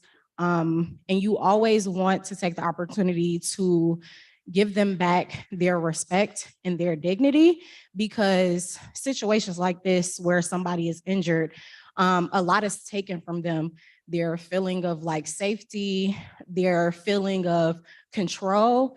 And so when we're there as support. Like we want to let them know that we're here, and we recognize that this very traumatic experience happened to you, and we're trying our best to be there as a support to you, and make sure that you understand that we're here for your healing, not just your physical injuries, but then also your emotional injury and any social services that you may need. So that's the first thing, that's treating that person like a human being, understanding that if there are artists, that there's going to be a lot of people that show up to the hospital. So that just doesn't only extend to the patient, but their family members that come. We've all been there when we get a call and say a family member is at the hospital, and you want somebody to come and greet you, just like, hey, we know what's going on. We're going to get your information as soon as we possibly can. The doctors are working hard. As soon as we know something, we'll let you know. So it's not only just treating that patient as a person, but also those concerned family members who are just like, what is happening? What is going on with my loved one? So we just attend to them, remove any barriers that may be present, and make sure that they get the care that they need in a safe and healthy way. Thank you, Christine. Carlos, after the VRS have identified some basic details pertaining to the incident, including, as Christine mentioned, connecting to their human needs, their basic needs, one step is to intervene to support adaptive coping. One approach the VRS used is psychological first aid. Can you describe what that means? Yeah, I think Christine started touching on that. What we do initially when someone comes in, we're getting details, so we're preparing ahead of time what to expect, and so we're able to engage folks in a meaningful way. So we're not gathering information just to gather information. We're preparing, so we're aware of who's coming, why they're coming, and how are we going to intervene. A big part of psychological first aid is preparing as much as you can before the situation happens, rather than just being reactive.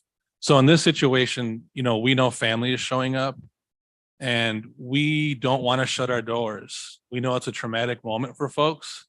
So being that warm, compassionate person up front, it seems simple, just saying, hey, your loved one's here, the doctors are working on them, we'll get you connected as soon as we can. Right now, it seems really easy for me to say, but when you're doing this in a moment when a family shows up terrified, not knowing what's happening, if their loved one is alive or dead, the last thing you want to do is shut the doors on them and be cold. You want to lean into that with a warm, compassionate presence and explain to them what's happening, basically in a therapeutic way, so that they can understand, hey, they're taking care of my loved one. It's okay for me to express my anger and frustration. We don't take that personally, as staff. That's part of psychological first aid also, is understanding people will have responses that, for me, are appropriate to the situation. Anger, frustration, feeling lost and alone.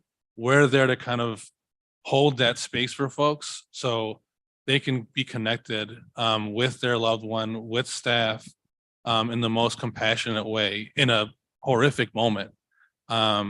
So that's one component of psychological first aid when we're initially providing care for families when they show up. Dr. Prakash is working very hard with the actual patient in our trauma bay. Our job is to meet with families up front and work with them. So we're all collectively working together towards that recovery moment. As soon as someone comes in, we're working towards recovery already. And we use psychological first aid as our primary tool to start that recovery. And when we talk about recovery, we're not just talking about physical, we're talking about emotional, social recovery as well, looking at the person, like Christine said, as a whole human being who lives with family and is part of a community. So we're not just seeing patients as just patients. We know patients are part of communities, they have loved ones, and they have emotions. And I try and put myself in someone's shoes, like, what type of care would I want if I were here, if I were a patient, or if I knew my family member was shot? I know Christine also says the same thing. So that's just kind of what comes to mind when we talk about psychological first aid. That's the first component of it when someone first arrives, but we carry that intervention throughout. If they get admitted, if they get discharged, we still have the same mentality to support folks. Thank you, Carlos. Dr. Prakash, help us understand how this hospital-based approach is critical in the field of violence prevention? Sure. So, as you mentioned, Franklin, hospital violence intervention programs are really a multidisciplinary approach to the care of the patient, the trauma patient, that also extends to their support system and their families and their loved ones. It's a multidisciplinary approach that tries to mitigate the re-injury risk by connecting our patients and their families with hospital and community resources that can address risk factors for re-injury. It's incredibly, incredibly important work and really needs to start, we honestly think, actually, before anyone is injured. I think our goal is violence prevention. But as we, as a community, work on violence prevention, we also have to work on violence intervention. And so, our moment in the hospital is as soon as a patient comes to us, that is our intervenable moment that we can start addressing these kinds of issues. And I think, as a surgeon myself, as, our group up here has mentioned, my focus has to be on the patient that is in front of me that has been injured. And my objective has to be to stabilize that patient and save their life. But as we're kind of thinking about, as I'm doing that work, a lot of things are running through my mind, right? This is an extremely traumatizing experience for this patient. This person has already probably experienced the most traumatic thing that they have ever experienced, if this is their first time suffering from an injury, and often a violent injury. Often for many of our patients, it is not their first time. So they've already suffered a traumatic experience prior to coming to the hospital. And then it's being brought to the hospital when I've talked to patients is traumatizing.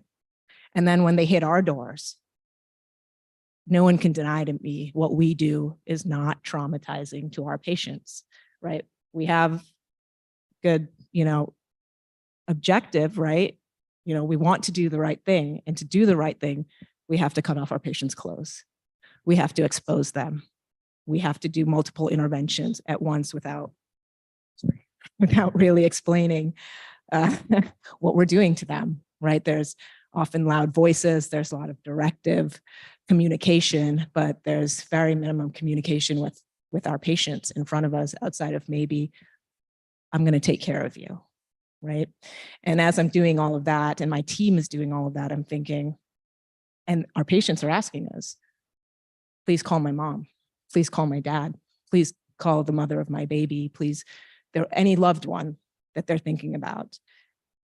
And I can't do that. My team can't do that. That is physically working on the patient. But obviously our violence recovery specialists can, and they truly support us in that. And I think that is actually incredibly, incredibly important, that they're actually, for me, an extension, right, of who I am, because I know that they're individuals that I can trust that are actually going to start doing those touches in real time with the family members and the loved ones that actually also need support, because this is an incredibly traumatic experience for them as well. Thank you, Dr. Prakash. And Christine, I was feeling that too. It's an honor to be considered an extension of that work. And again, just really excited to promote this team that actually represent that. And so I'm gonna, bear with me, I'm gonna continue with the scenario, and then Mike, I'm gonna get to you, my brother. All right. So the patient is stabilized and eventually admitted on an ICU, on a intensive care unit. In the waiting room, someone says that they're the patient's mother, like Dr. Prakash says, hey, get to my baby, get to my loved one. VRS confirms the woman's status as the mother and provides access to the patient. Public safety quickly learns from visitors outside the waiting room that this patient is a popular underground drill rapper. The visitors are eager to learn updates about the status of someone they love. Some are equally demanding for justice for someone that harmed their friend. Mike, please describe how you would engage visitors wanting more information. Many of them wanting to join the mom who just got access. How do you handle their needs? Good afternoon to all. Thank you for being here. In a situation where those additional friends and loved ones are not immediate family, we have to take in consideration the legalities in protecting that patient's information through HIPAA. We are not always able to disclose the exact situation, but we can always extend compassion, understanding, and being there for them as well. As Dr. Prakash, Carlos, and Christine stated, the trauma doesn't just start with our patient. The trauma comes from the person that actually pulled the trigger, then to the patient. It extends back into those families, back into the communities, and into our city. And it affects every area of our lives. So understanding that, we also know that everybody that shows up to that hospital with concern for a loved one, whether they're blood family or a friend, they are affected. And we will treat them as if they are the patient because they are hurting as well. So we will always exercise patience with those individuals as well as our patient. Again, the trauma doesn't start and end with the patient. It extends throughout the whole community. Thank you, Mike. Thank you, Mike. I really appreciate you sharing that. I think that's a perspective that we all really need to understand. There is no really good or bad guys, right? Like everyone is impacted by that. Everyone is hurting, and it's important to remember that. So thank you for raising that. Christine, one way our program has expanded is through funded partnerships with street outreach, community-based violence intervention programs in our communities that we engage with the highest volumes of patients, which include Woodlawn, South Chicago, and South Shore. Explain why we value those relationships with those street outreach partners. Thank you. I love this question. I love outreach because they are doing the work that Dr. Prakash was saying. We want prevention. That is the ultimate goal of everybody that is in the like community violence field, if you will. And they are doing that. They are in the neighborhoods. They are from the neighborhoods. They're intervening, putting their lives at risk to talk to people. And actually they're there when people are contemplating, I'm going to go out and do something, or you know what I'm saying? This argument got escalated. They're out there in the street, and that is very crucial work. We want to get there. Like, we're at the hospital, but like Dr. Prakash was saying, it's already happened. The harm has already been done. And so street outreach, they're out in the community and they're doing prevention. In the field, there's research that says like the golden hour is the time after someone is injured. And it's good to intervene at that moment because that's when people are more likely to make a change in their lives. But I say that outreach, that's the golden moment. Like when you're with that person and they're contemplating, am I going to go do something or not?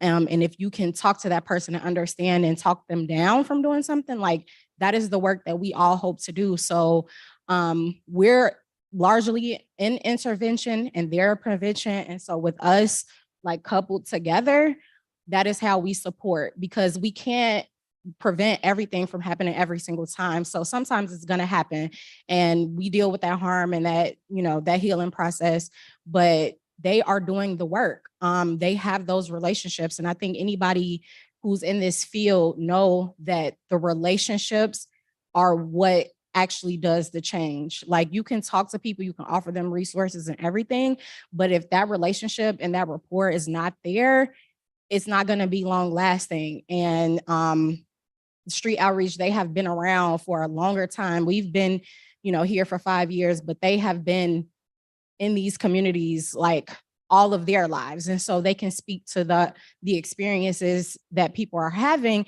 in a way that we just can't. Like we're limited in that way. We're from the communities, yes, but a lot of us haven't like really been out here in these streets and doing some of these things and seeing some of these things. And so they have. And so it is just amazing to learn from their wealth of knowledge, their firsthand experience dealing with even the social services that we refer our patients to. They've utilized these programs themselves and now are in a position to help our patients navigate those same resources. So they are very, very valuable and very undervalued, I feel like, in the larger scheme, but they are so important, so important. Thank you, Christine. Okay, so earlier I shared that this patient was admitted on a intensive care floor.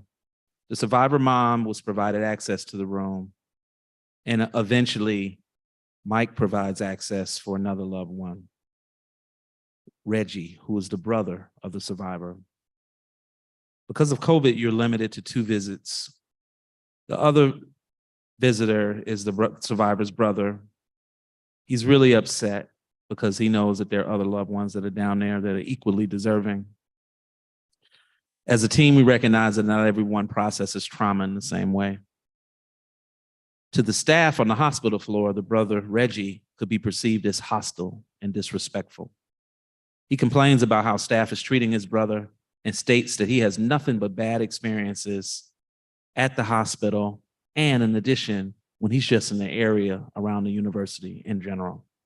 Mike, our connection with you actually began on the ICU floor 4 years ago when you were supporting your cousin who was shot 5 times. Your cousin was like a brother to you. You were a licensed CNA in Indiana. You took time off work to help your aunt and family because they also had responsibilities to take care of their family needs.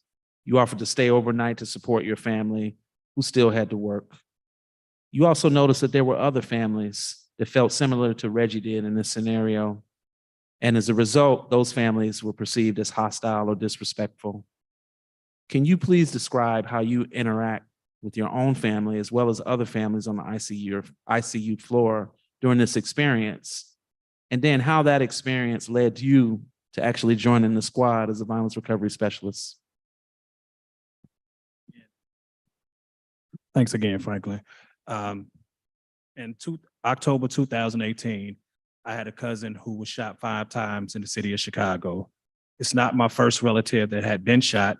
It's not even my first experience with trauma. To go back just a little bit further, I've had 2 brothers to commit suicide. I witnessed my brother February 11th, 1986, moments after he jumped 19 stories to his death. I think I was a 6-year-old child at that time. March 12th, 2005, my younger brother shot himself in the head.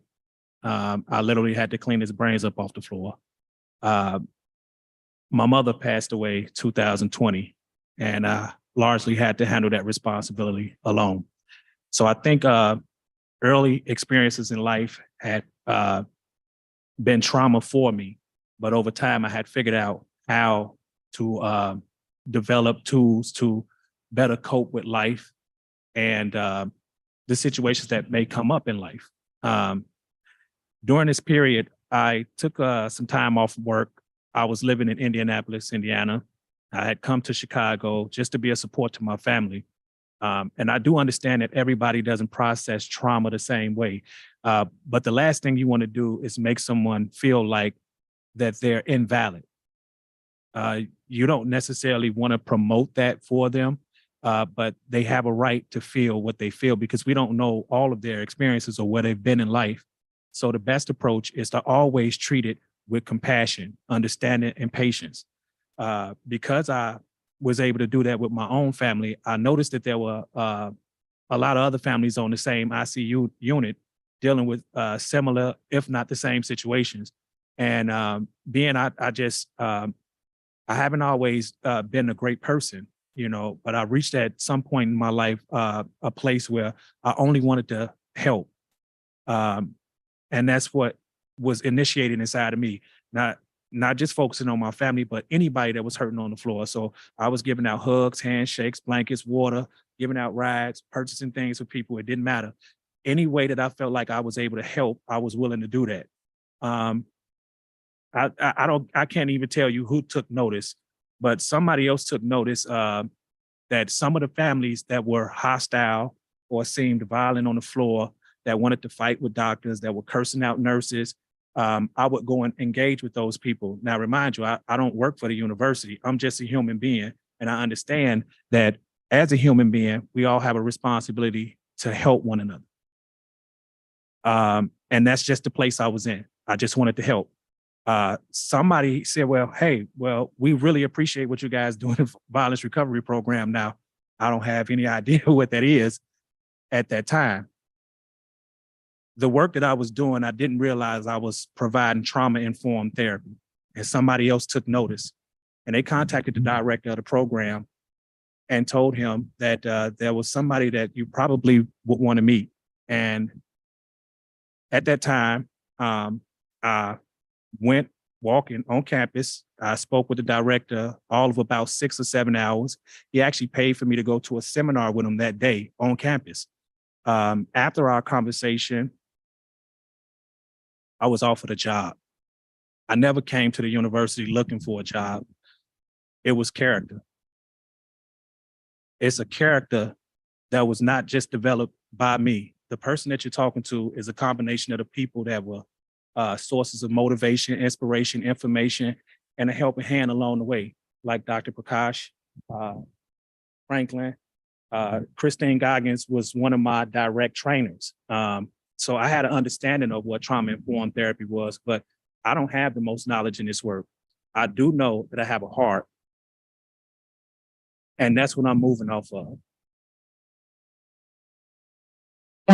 I just want to say, I am so proud of him. Like, I remember when he got the job, like I was there, I was a part of the team. I wasn't in leadership at the time that we hired him, but it was like a for sure. They were like, we need him, we need him.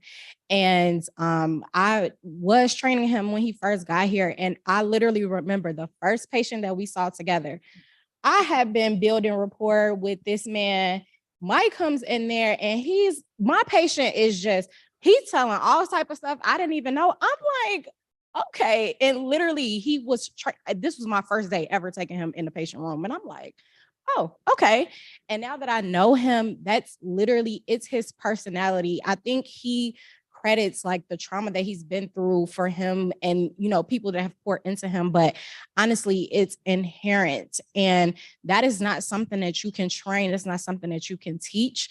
And he really has like a servant's heart. And the rapport that I like when I see him with patients or families, like I am blown away, honestly. Like, and I'm mad. I cannot take credit. We cannot take credit for it. Like that he came to us and he is surprised sometimes that but this was multiple people. This was more than one person that came to our program and said, you all need to hire him.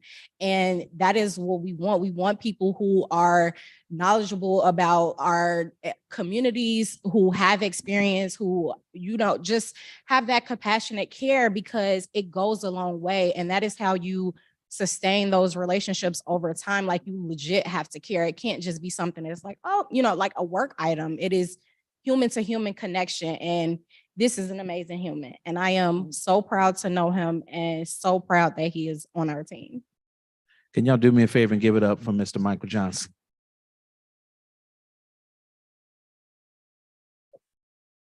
All right. Got you, brother. Yeah, really appreciate you. Really do.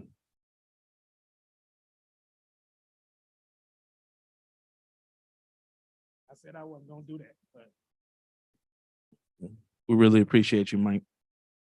All right, I'm gonna, Mike, I got about 7 more questions to ask you. You ready? No, I'll just kidding. All right, so we're gonna continue, and again, I want to make sure we have a good 20 minutes for Q&A as well. So thank you for your patience through this. So this particular scenario is regarding a re-injured violence recovery patient that unfortunately returns back dead on arrival. A young male patient who's under 20 came in with an injury to his back. First time injury during the beginning of the pandemic. Unfortunately, this patient was fatally shot in the same community where his previous victimization happened. The patient came into the trauma bay with EMS going through the motions, faint pumping, chest motion, which to the violence recovery team signals that this patient has suffered traumatic arrest. Minutes later, the patient's parents arrive. Our doctors share the tragic news with the mother and father, and immediately the mother starts to disassociate, experiences breathing issues, begins to gasp for breath and collapse. The father stands looking stunned by the news and doesn't react when his wife falls to the floor. The violence recovery specialists and the trauma team respond by calling for help to get her a breathing machine. Earlier, I described, and when I talked about the multidisciplinary model, the violence recovery program, that in addition, it includes 18 violence recovery specialists that are housed 365 days a year, 24/7, but also with the trauma team, spiritual care, social work, public safety, child life, healing, hurt people, Chicago. I'm gonna put it back on you, Mike. Then we're gonna go to Christine and Dr. Prakash. So, all right.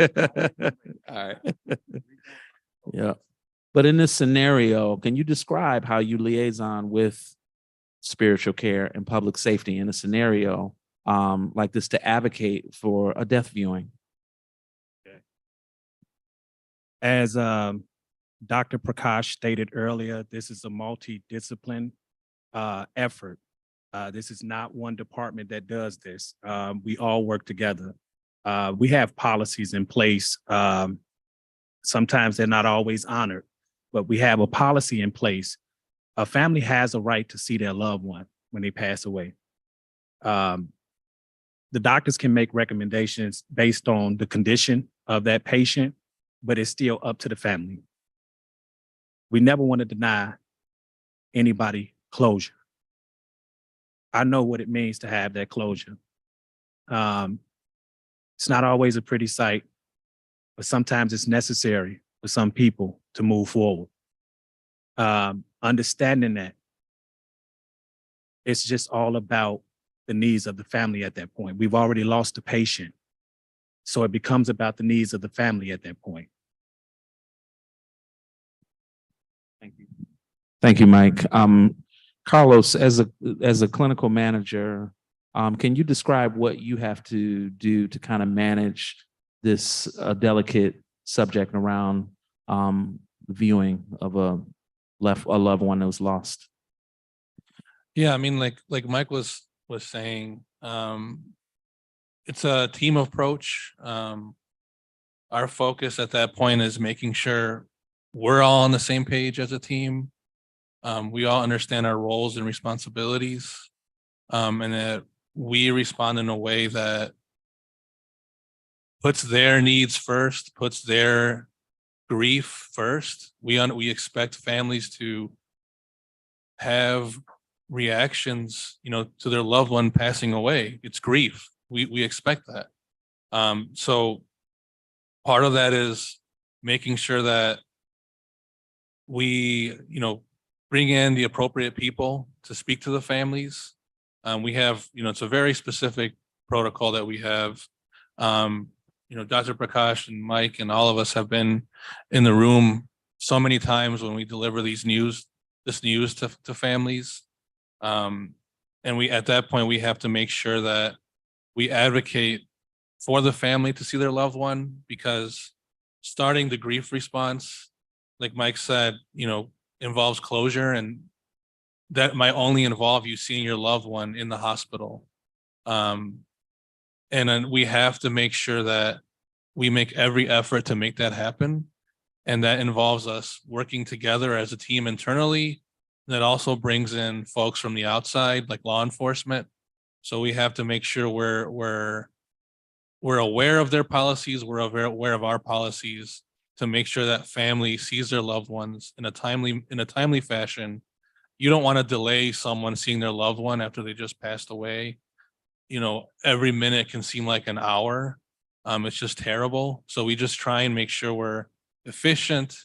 We make sure that we understand our process, and we make sure we're collaborating with law enforcement so that someone's mother, someone's brother can go see their loved one and truly start that grieving process. So that's one of I would say that's a really tough time for everybody. I personally tell myself it's not about me at all. Like, even though I'm having reactions, how I harness that, it's about that person's mother and a person's sister. All my energy goes to them to make sure they get to see their loved one. And I'll talk to anybody. I'll do anything I have to do to make sure that happens as quickly and as efficiently as possible. And so as the clinical manager of the program, I'm constantly checking on our team, constantly talking to nurses and the doctors to make sure we're all on the same page. Mike knows he's called me at midnight plenty of times to try and figure out and problem solve on what to do. So I just want to make sure I'm always there for our team and make sure we're all on the same page with what's happening. But in that moment, like every moment, you know, families are first. So I'll just leave it at that. Thank you, Carlos. Christine, this is as Micah shared, as Carlos shared, an unenviable space to be in. Can you help me understand how you connect family members to bereavement counseling, grief counseling, and other supports to help them in this process? Yes, so it's a very rough time to be trying to do it. So unfortunately, we as violence recovery specialists know that the patient passed before their family member does. So just maintaining that secrecy to ensure that they're getting that information from a doctor, the person that worked to save this person's life, so that they can answer any questions. It starts with that, like where they're actually getting that notification from. We also, in that moment, try to let the patient know that there are resources. Sometimes people don't have like insurance in place. Like, this is very unfortunate. It's not expected. And so we talk to patients about victims' compensation, which, if people aren't familiar, it's a program through the Attorney General's office. When people are intentionally injured by violence, they can get funds from the Attorney General's office for that. And if you survive, it can offset costs that like medical bills and stuff like that. But if you pass, they will give you money towards burial expenses. So we let patients know that. Over the course of our existence, we've built a relationship with Leaks and Sons funeral home, who supports some of our patients, and they'll even help our patients like fill out the application and take care of the funeral expenses so that they can worry about that stuff later. And then just letting them know other resources that exist.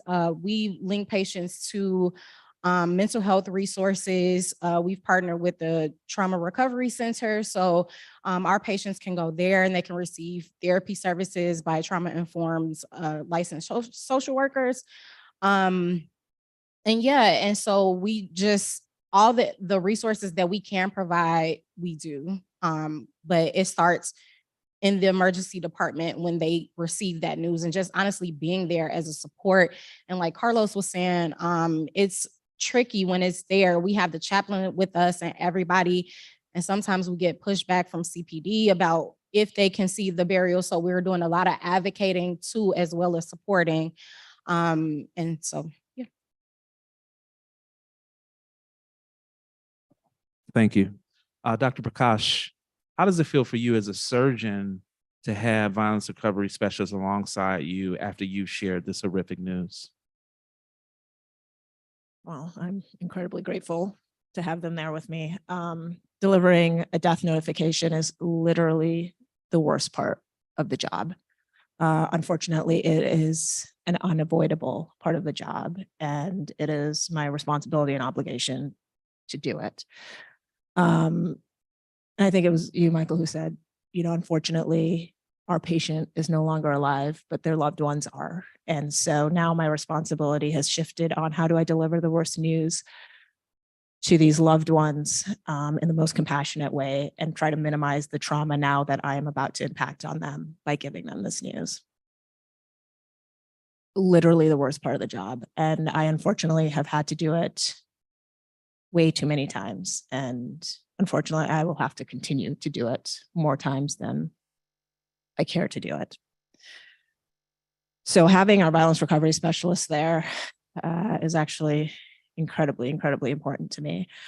They not only support our families and our patients, they support us as healthcare providers, as well as physicians who have to do this part of the job as well.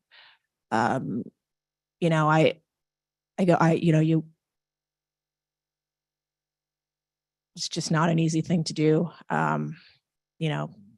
and there's no way I think you can ever really be prepared. Every time I go into a room, it's like going in to do it for the first time. And I think you guys, sometimes you have to come find me because I'm trying to prepare myself to do it.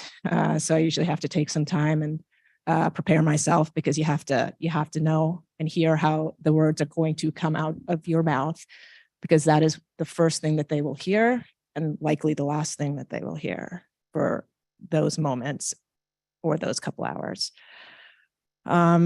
So, we always go in with a violence recovery specialist and a chaplain, and we've protocolized that we always have security. And we do it for every kind of death notification we have to give.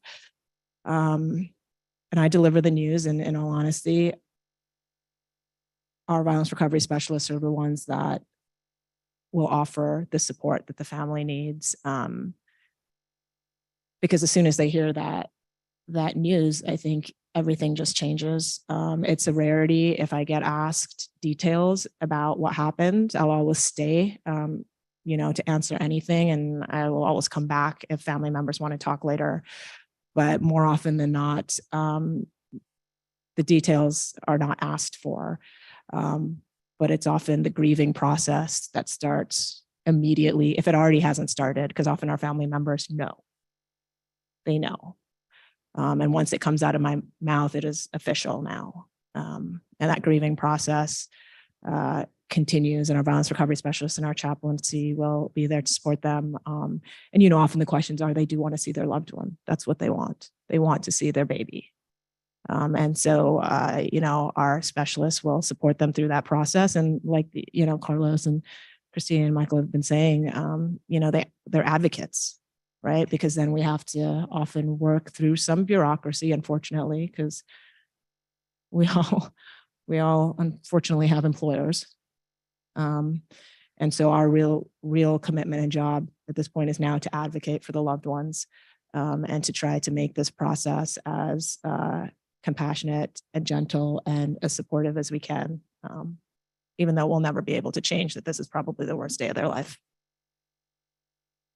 And just building on what Dr. Prakash was saying, that's our intervention in the hospital. It's many moving parts, all centered on compassion and communication to the family. That's not where our work stops. So we're all here. We understand that, we're delivering the worst news that we can possibly deliver. And that just begins the grieving process. We know families have to leave with that news. So what we do is our team, we have folks who we call outpatient violence recovery specialists, and they have the task of calling mothers, loved ones, a couple days later, just to see how they're doing, if they need any other resources, and just to check on them. Those are very difficult phone calls. And, imagine calling someone, knowing why you're calling them, and you have to check on them just to see how they're doing. But we have to do that to see if they need any other support, need any other resources, like grief counseling, assistance with crime victims compensation. So we're not just like delivering those news and that's it, we're done.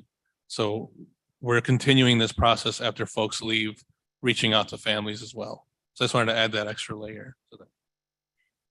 And then I also want to say, because Dr. Prakash did not say how involved they get in these processes when our patients pass. Like, I'm honored to also work with our trauma surgeons, because it's not like they deliver that news and they disappear.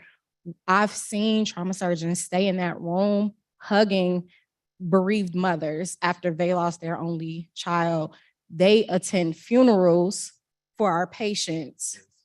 Like, that is not something that they have to do. That is just the human in them. And I can't imagine that, like, you did everything to save this person's life, and unfortunately they passed, but then they are still there supporting not only us, but then these families. And that has made a difference. Like, when we do our case management afterwards, like down the line, we still hear about patients and them feeling grateful to have that present. So I think in the most horrific times, the most horrible times that we can have, those are some of the things that are like lights that, you know, people really do take with them. That is going to be, but they will understand that compassionate and that care of just having that presence too.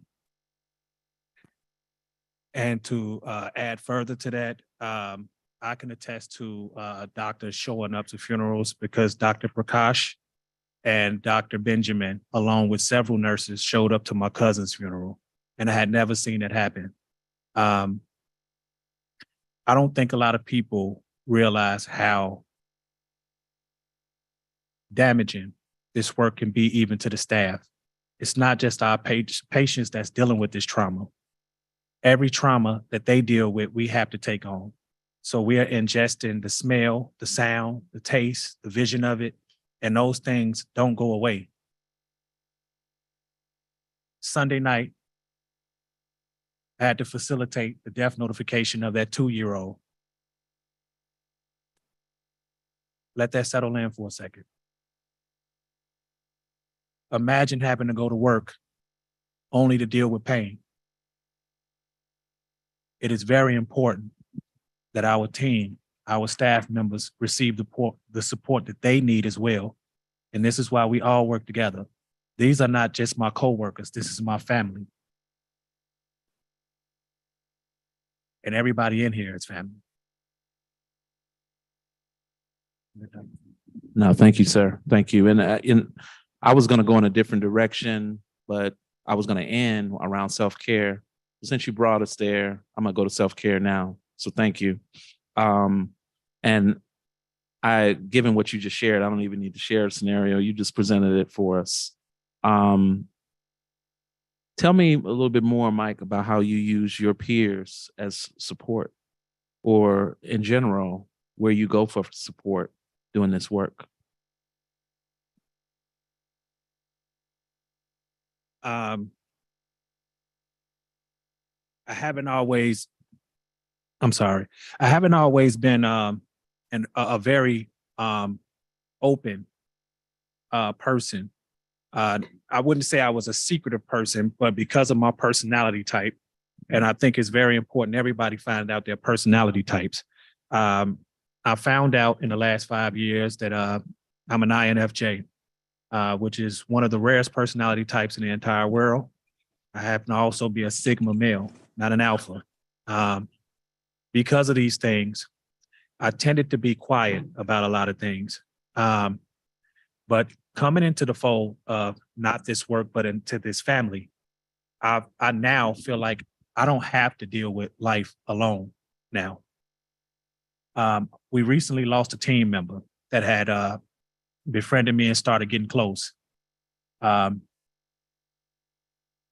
Instead of shutting down and going within myself and going into a negative realm to deal with it, I reached out to Carlos on a regular basis. I spoke with Christine. I spoke with Franklin. I sought help through EAP. I spoke with a therapist. And those things I do on my own free time is I ride my bicycle, which is a great form of therapy. Not only is it a form of therapy that helps to burn negative energy, it's great exercise. And for me, it's become my hobby. It's fun. In addition to those things, you have music, you have great visuals that you can create for yourself, but you have to place measures for yourself as well. Nobody can fix everything for everyone else. You know, you have to be actively involved in saving your own life.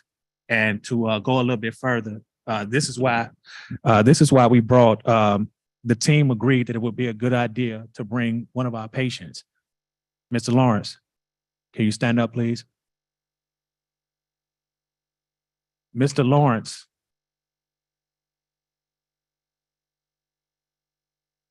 I want you guys to understand something.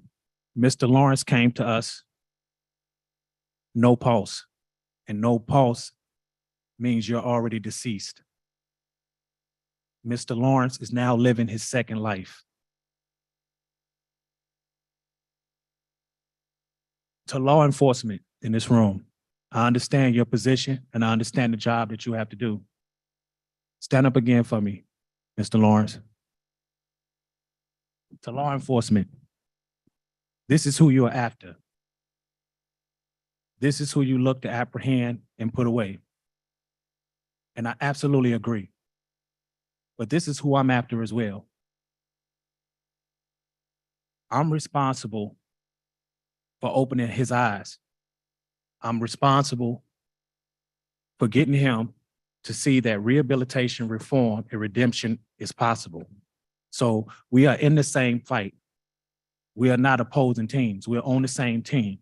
But you have to give these guys a chance to be able to redeem themselves. What you're looking at is the old Michael Johnson. And if you guys give him a chance, he will be the future Michael Johnson.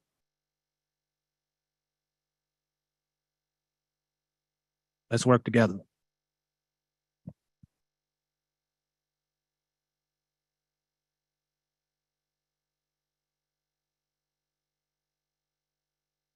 Mr. Michael Johnson, we're gonna need you to have another mic dropping moment, but that was certainly it. We could end it on that. Thank you. Thank you so much for communicating that. And we're streaming as well. So I'm confident that this message is going out to the masses. So thank you. I'm gonna keep it in the self-care for Carlos, then Christine and Dr. Prakash. And then I think what I want to do is make sure I open it up for questions. So hopefully our support team could get another mic out to the audience. Thank you. Thank you, Dr. Odom. Carlos, can you please describe the best ways to create or develop self-care opportunities within the VRP team? Yeah, I'll just leave it at that. Can people hear me? Okay, good. I would say it's an ongoing process. We can't ever feel like we get self-care and it's a finished process. I feel like there's always something we can be doing as a team. Currently, we have to have flexibility with each other. I and Franklin and Christine and I, we all agree that we know this work is immensely difficult. And so we have to make sure we communicate flexibility to the team, not nitpicking certain things for folks, making sure we have a team culture where people are leaning on each other and we're able to communicate with each other when we're having a difficult time. Just having that open channel is important. We also want to make sure we keep providing team outings for our folks, making sure we get away from the healthcare space because that can be all encompassing, so tough to stay in all the time. So we make sure we have to have boundaries with each other. It's difficult. It's tough to sometimes get away because we're also passionate about this work that we'll work ourselves to the bone doing this. And we know that's not healthy for each other. So we have to make sure we have those boundaries. And it starts with, making sure that we're checking in on each other. We have open communication and we have to build in, specific activities, team outings inside the hospital and outside the hospital. And I feel like, we're okay at it, but I feel like we have to make sure we don't forget that it's a process and we keep evolving. I never want to feel like we got it. So it's something that we have to keep adjusting. Isolating yourself in this type of work is like the worst thing you can do. So we want to make sure we don't isolate and make sure that we're leaning on each other. So that's what comes to mind, when I think of self-care as a team, as a whole. Dr. Prakash. I'm terrible at self-care, but I am better than I used to be. And in all honesty, I have actually had to make an honest effort to be better about self-care because I wasn't going to survive in the job. And the job and the work is important to me. And I want to continue to do it. So I kind of really had to actually start listening to everyone around me who was telling me that this behavior was not sustainable. Everyone up here sitting on this panel has taken care of me. I know Michael and Carlos check in on me actually quite frequently, which I appreciate. Dr. Cohn over there gives me many hugs. Also puts me in my place when I need to be, which is often. We are a trauma family. We fight like family, but we care for each other like family too. Dr. Plackett over there, he likes to push my buttons, but I think it's in a good way because helps me decompress. You got Aaron and Charnay over there. who I spend way too much time with.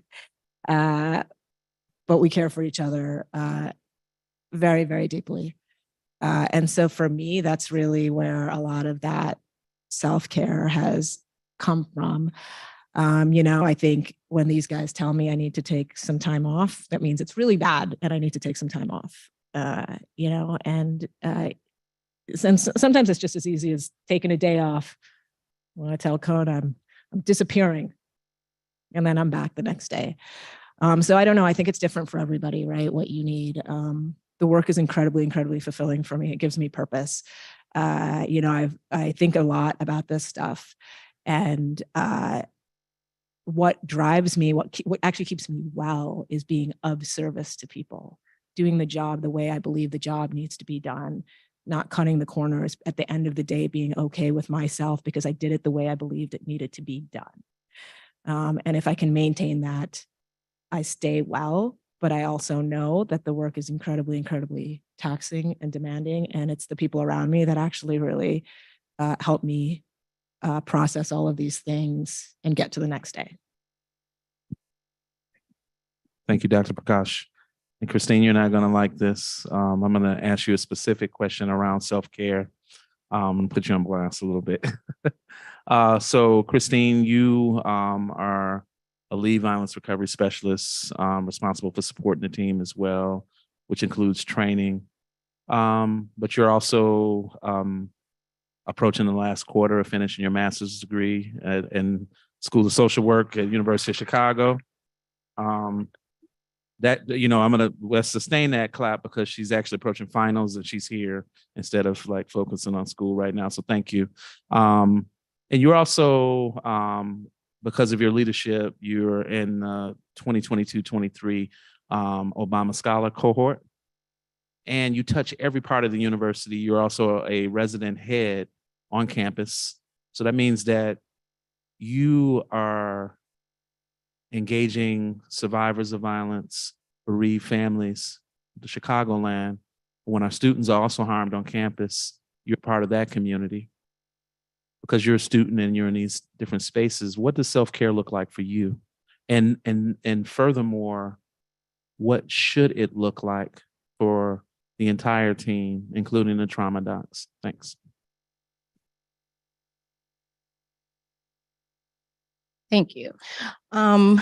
So self-care for me, I appreciate my different positions. Doing a lot of trauma at full time can be heavy. So my students, I thoroughly enjoy doing programming with them because it's just like, where are we going to go eat? What are we going to watch? Love that. But my position is unique. And I think a part of my self-care is being able to bridge a lot of that. So when, unfortunately, one of my RAs was just recently involved in an injury. And I'm like, oh, this is easy. I do this every day. So I knew exactly how to support him. He was getting support from the university side, but then also I was able to offer him resources that maybe the university itself didn't know about. So just bridging those gaps sometimes, and then knowing like who to connect people to is a part of my self-care. And doing this work, honestly, we see trauma day in and day out. So it makes me live life to the fullest. And I mean, enjoying a call where my mom is talking to me for an hour and a half. I lost track of the conversation, but I enjoy that now because somebody is not going to be able to do that tomorrow. You know what I'm saying? And so I literally enjoy my life to the fullest. And creating opportunities. I take my role as the lead violence recovery specialist really seriously because I loved my job and I loved how I did the work, but it was a different time in our program. And so if I can train violence recovery specialists to be better than I was, that is like something that gives me joy. And so just creating opportunities for them to be their best selves and for our team to just do this work in an efficient and effective way. Like, we do not have to keep reinventing the wheel. So I'm always trying to think creatively about, how we can do things and support our families and stuff. But yeah, some of the stories do stick with me. So I journal, I pray over patients that I can't get off my mind and my heart.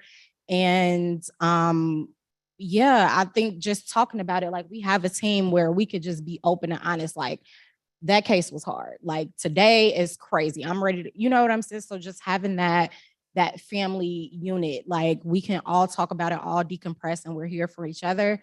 That is another part of my self-care. So, and as long as I feel balanced, that is how I know I'm doing good. If I feel unbalanced, I need to prioritize. Thank you, Christine. And I'm going to close out. I opened up with trying to center us on history because they tie to these structural mechanisms.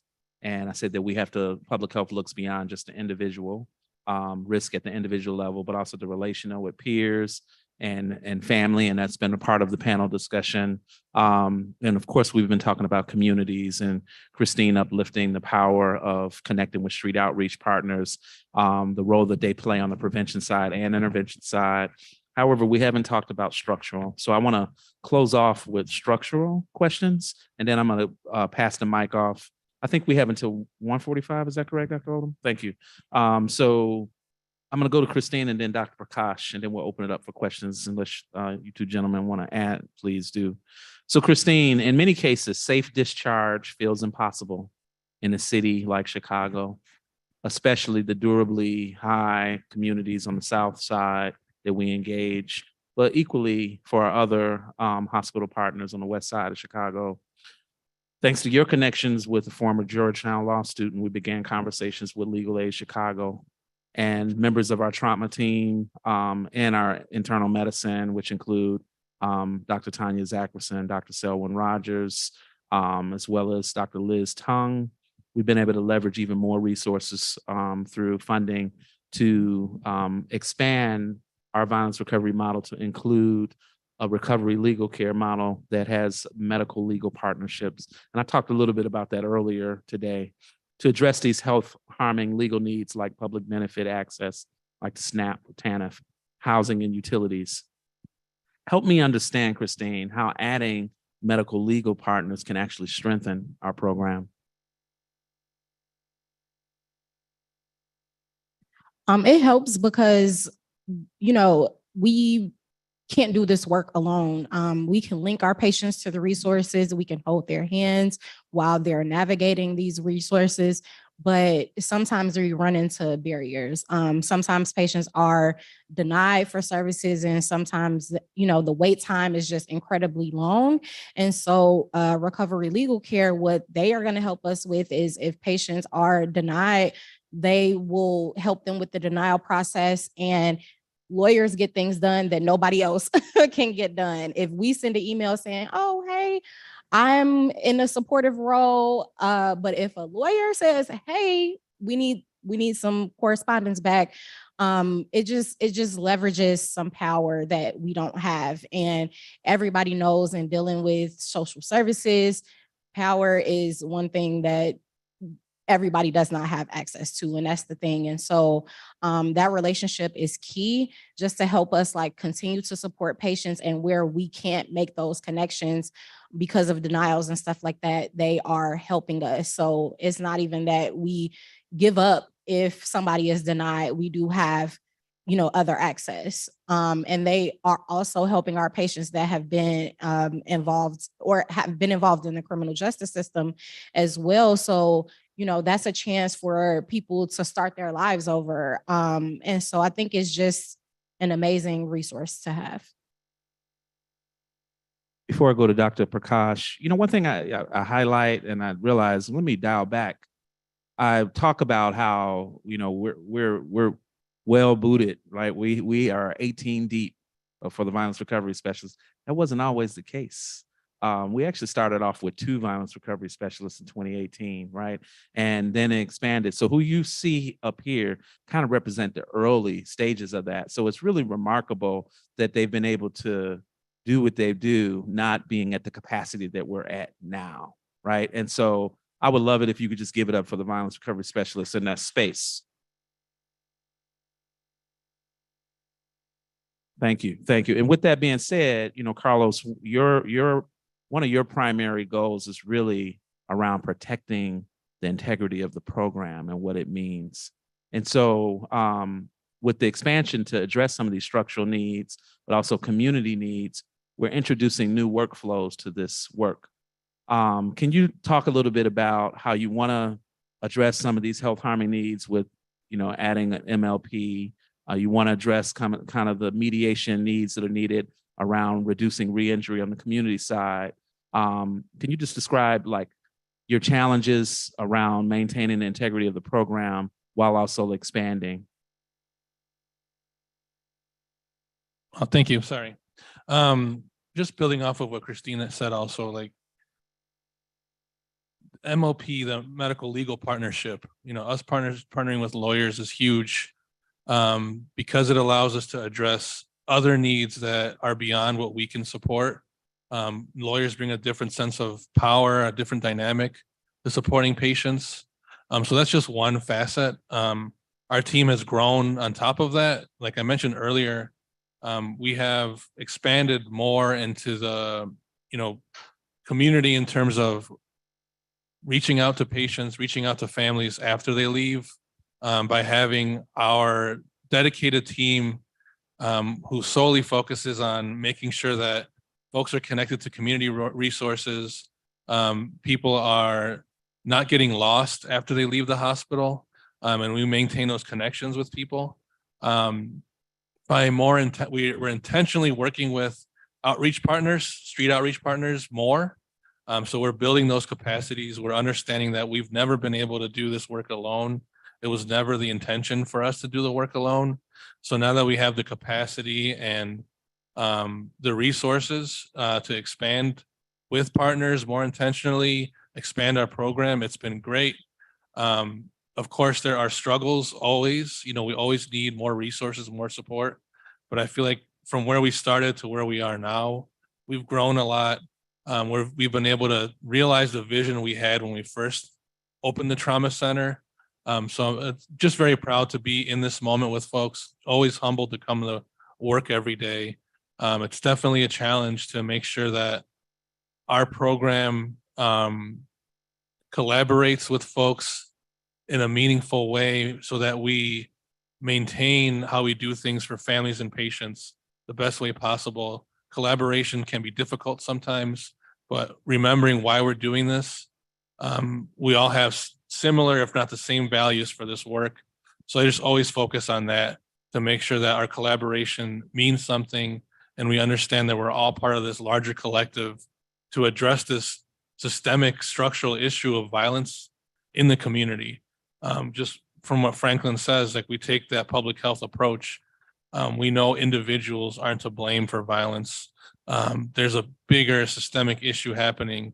And so our team is just grateful to be part of that solution, even though we're one piece of the puzzle. It's to the larger situation of what's happening in our community. So I'll just leave it at that. Thank you, Carlos. And Dr. Prakash, the root causes of violence are tied to a lack of protective factors associated largely with social determinants of health, including economic and housing stability and education. What are your thoughts about expanding HVIPs to include medical legal partners? And then what other factors do you think should also be considered? I think it's actually incredibly important. As Carlos just eloquently stated, right, we are sending our patients and our families back into, unfortunately, a structurally violent society. And we need to start addressing and combating that fabric that's, laid the framework for, our patients who have to live in communities where they are faced with violence every day. And part of that is from a legal perspective. So MLPs are incredibly, incredibly important because it's just another arm that helps address the future or the upcoming issues that our patients are going to deal with when they have to transition back into the community. So incredibly, incredibly important. I think really we also have to do this as a nation where we actually try to understand and identify why we are in the situation that we're in. We need to delineate what those factors are, and then we actually have to commit as a country that we are going to start addressing these issues. And I think it's a huge lift, but it's an incredibly important lift. We are in an epidemic of gun violence and death in the United States. And our country, all of us, including our leaders at the top, need to take this very, very seriously. And we need to start actually providing the resources, but also the understanding of why this is happening so we can dismantle it and rebuild a country that treats all individuals as equals. Thank you, Dr. Prakash. I would like to piggyback off what Dr. Prakash was saying by bringing attention and focus to two particular situations, right? I think we do a phenomenal job at the hospital, but oftentimes our patients have to be injured first, and that's not preventative, that's reactive.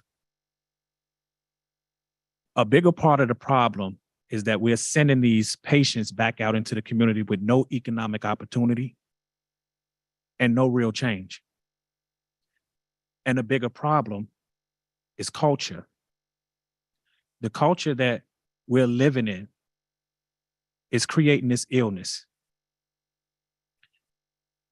We've done what we can at the hospital. It is now time to take the fight to the streets. Dr. Odom, I would like to thank you for the opportunity for putting this panel together. But I believe everybody in here can come up with 10 reasons of why they think our city is in pain. Now it's time for us to get out there and start implementing the solutions. We know the problem at this point. Let's do the work to change it. That's all I have. I knew you would give us another mic drop moment. So with that being said, I'm gonna pass it to the audience. Thank you all for your patience and your engagement. And let's hear from you. And it could be comments or it could be direct questions. Thank you, Dr. Odom. Thank you. Thank you guys so much. I'm going to go through a couple of questions, Franklin, that came through on the Zoom session. The first, what is law enforcement's role in the trauma-informed approach? I'm going to pass it to our trauma-informed trainer because that is certainly something that we are really interested in establishing. So I'll go to Carlos and Christine. You can start with those. Thanks. I can start us off. So just so I understand the question, it's what is law enforcement's role in a trauma-informed approach, care approach? I think it's huge. I think law enforcement, we know, is in part of the community, part of supporting the community, and part of them showing up to the hospital. So having that perspective, that approach from law enforcement is extremely important. Just like all of us, we always need training and we need support on what that means and what that looks like. But definitely, just in general, I think law enforcement having that perspective will, does and will, create more support and create more solutions to how we serve people and how we serve our community. So, I'm not part of law enforcement. I see things from my perspective from the hospital side. So I know that us collaborating and us making sure that we're all delivering a trauma-informed care approach within our setting is extremely important. And again, it's an ongoing process that I hope we can continue evolving in the healthcare space. Yeah, and so my understanding, they are supposed to, they're supposed to be figuring out what happened, and trying to solve the case, trying to, hold people accountable that do these things. Sometimes I think we're not really, when it comes to the hospital, like we have policies and then CPD also has policies. And when we come together, sometimes it's just like we have we do our work in such a very specific way where we are so attuned to the trauma informed part that sometimes we don't get that same feeling when law enforcement comes to the hospital. I think they're so narrowed in on trying to figure out what happens that sometimes they lose sight of, like, this is a person that's injured, not a person of interest. You know what I'm saying? And so we kind of have to do some advocating to mitigate any further harm, or for the patient to not be re-victimized or to feel like they're a criminal when they are receiving medical care. So yeah, again, can't speak for law enforcement on what their actual approach is, but we definitely do try to work together with them when they come to the hospital, but having them understand that us advocating for our patient is first and foremost. And I'm sorry, I would like to add to that, just to be fair to the situation. I have a great deal of respect for law enforcement. I have quite a few family members that's in law enforcement. I think this is a problem that stems from decades of mistrust in communities of color with law enforcement. But let's be honest about our communities. Oftentimes, the things that's taking place in our communities, we know who the people are. They're our fathers, they're our brothers, they're our uncles, they're our friends, they're our cousins, they're our boyfriends. We know. And oftentimes we don't speak out. So just like we want good officers to stand against bad officers, us as good citizens have to start standing against bad citizens. You cannot expect law enforcement to do those things that you're not willing to do. It's a collective effort. So trying to understand their job and have them to understand our job, that's a good common ground. But we do have to address the distrust that's there, and it's there for a reason. This didn't happen overnight, but let's start focusing on the solutions. The solutions is good officers have to start standing against bad officers. Good citizens have to start standing against bad citizens. So let's work together. And Dr. Odom, I'll meet you on the corner. You know, I want to just, take it back and thank you all as well. I think that as Carlos opened up, as he closed out, around the importance of collaboration, we view the work that we do as a healing space. It's not an interview space. We want that to be the driving force for collaboration.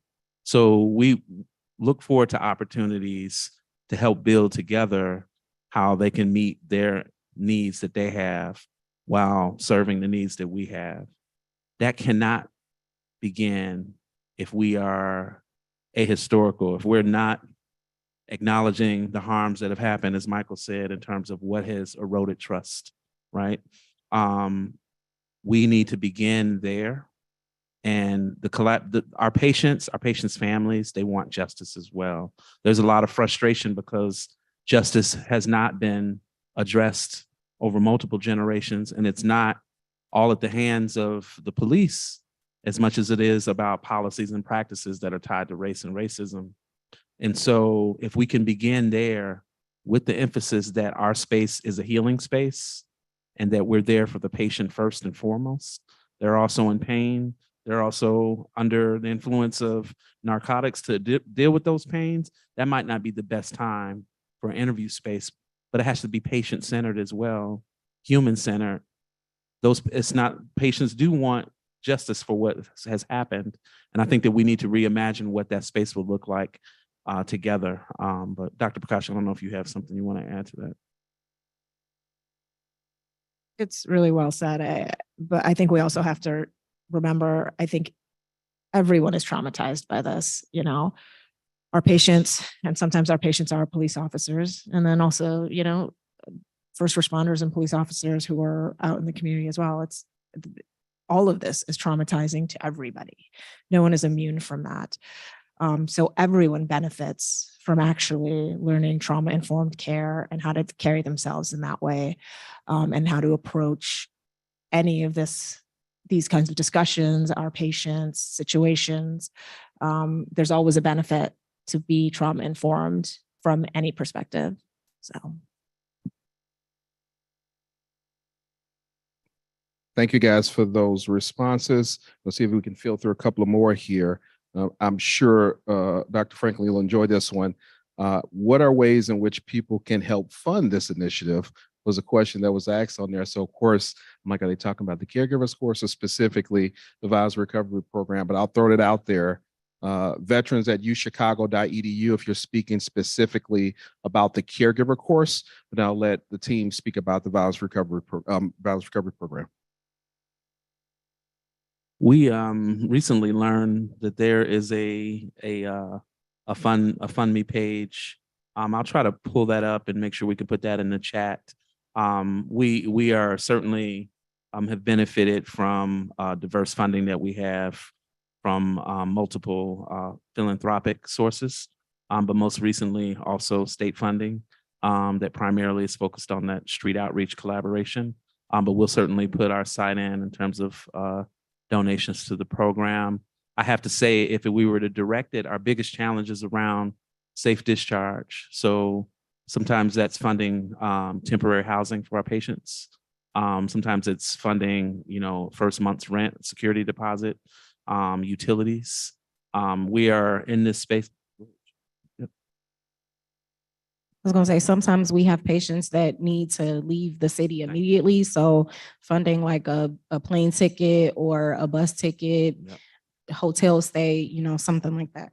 Yeah, so we'd love to, we'll put our information on the Zoom, but we'd love to have directed funds that are related to the patients in terms of their immediate needs. And as I described, these mechanisms that are tied to policies and practices, what I failed to say is that just the housing policies alone from the 50s and 60s, particularly connected to predatory housing contracts, those alone account for a $3 to $4 billion wealth gap between white Chicagoans and Black Chicagoans. All right, so housing is extremely important. And so I would love it if we had donations that were dedicated towards those needs that the patients have connected to that. Thank you so much. And I'll add in there that on yesterday's presentation, we also heard from Chicago Commission on Human Relations Commissioner, Nancy Andrade, who serves as Commissioner on Human Relations, which does deal with fair and equitable housing for all citizens in the city of Chicago. So I would also recommend that the online guests as well as in-person guests take a look at the Chicago's website. This next question is specific to New York. Is asking, does New York, the city of New York, have a similar program that we have here at UChicago Medicine, as well as how can community members become more involved with you guys' program? There are hospital-based violence intervention programs throughout. I want to say that they're probably, I can't think of the institution, maybe my trauma docs can help us out with our New York colleagues. I can't think of the hospital in mind. I know that we're a part of the Health Alliance of Violence Interventions.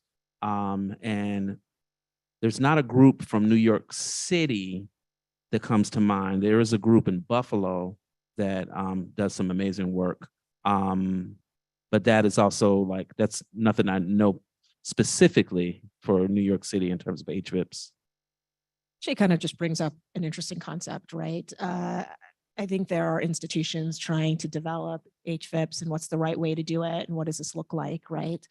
But I think there's actually a great opportunity in the country to be collaborative about this and do this on a large scale.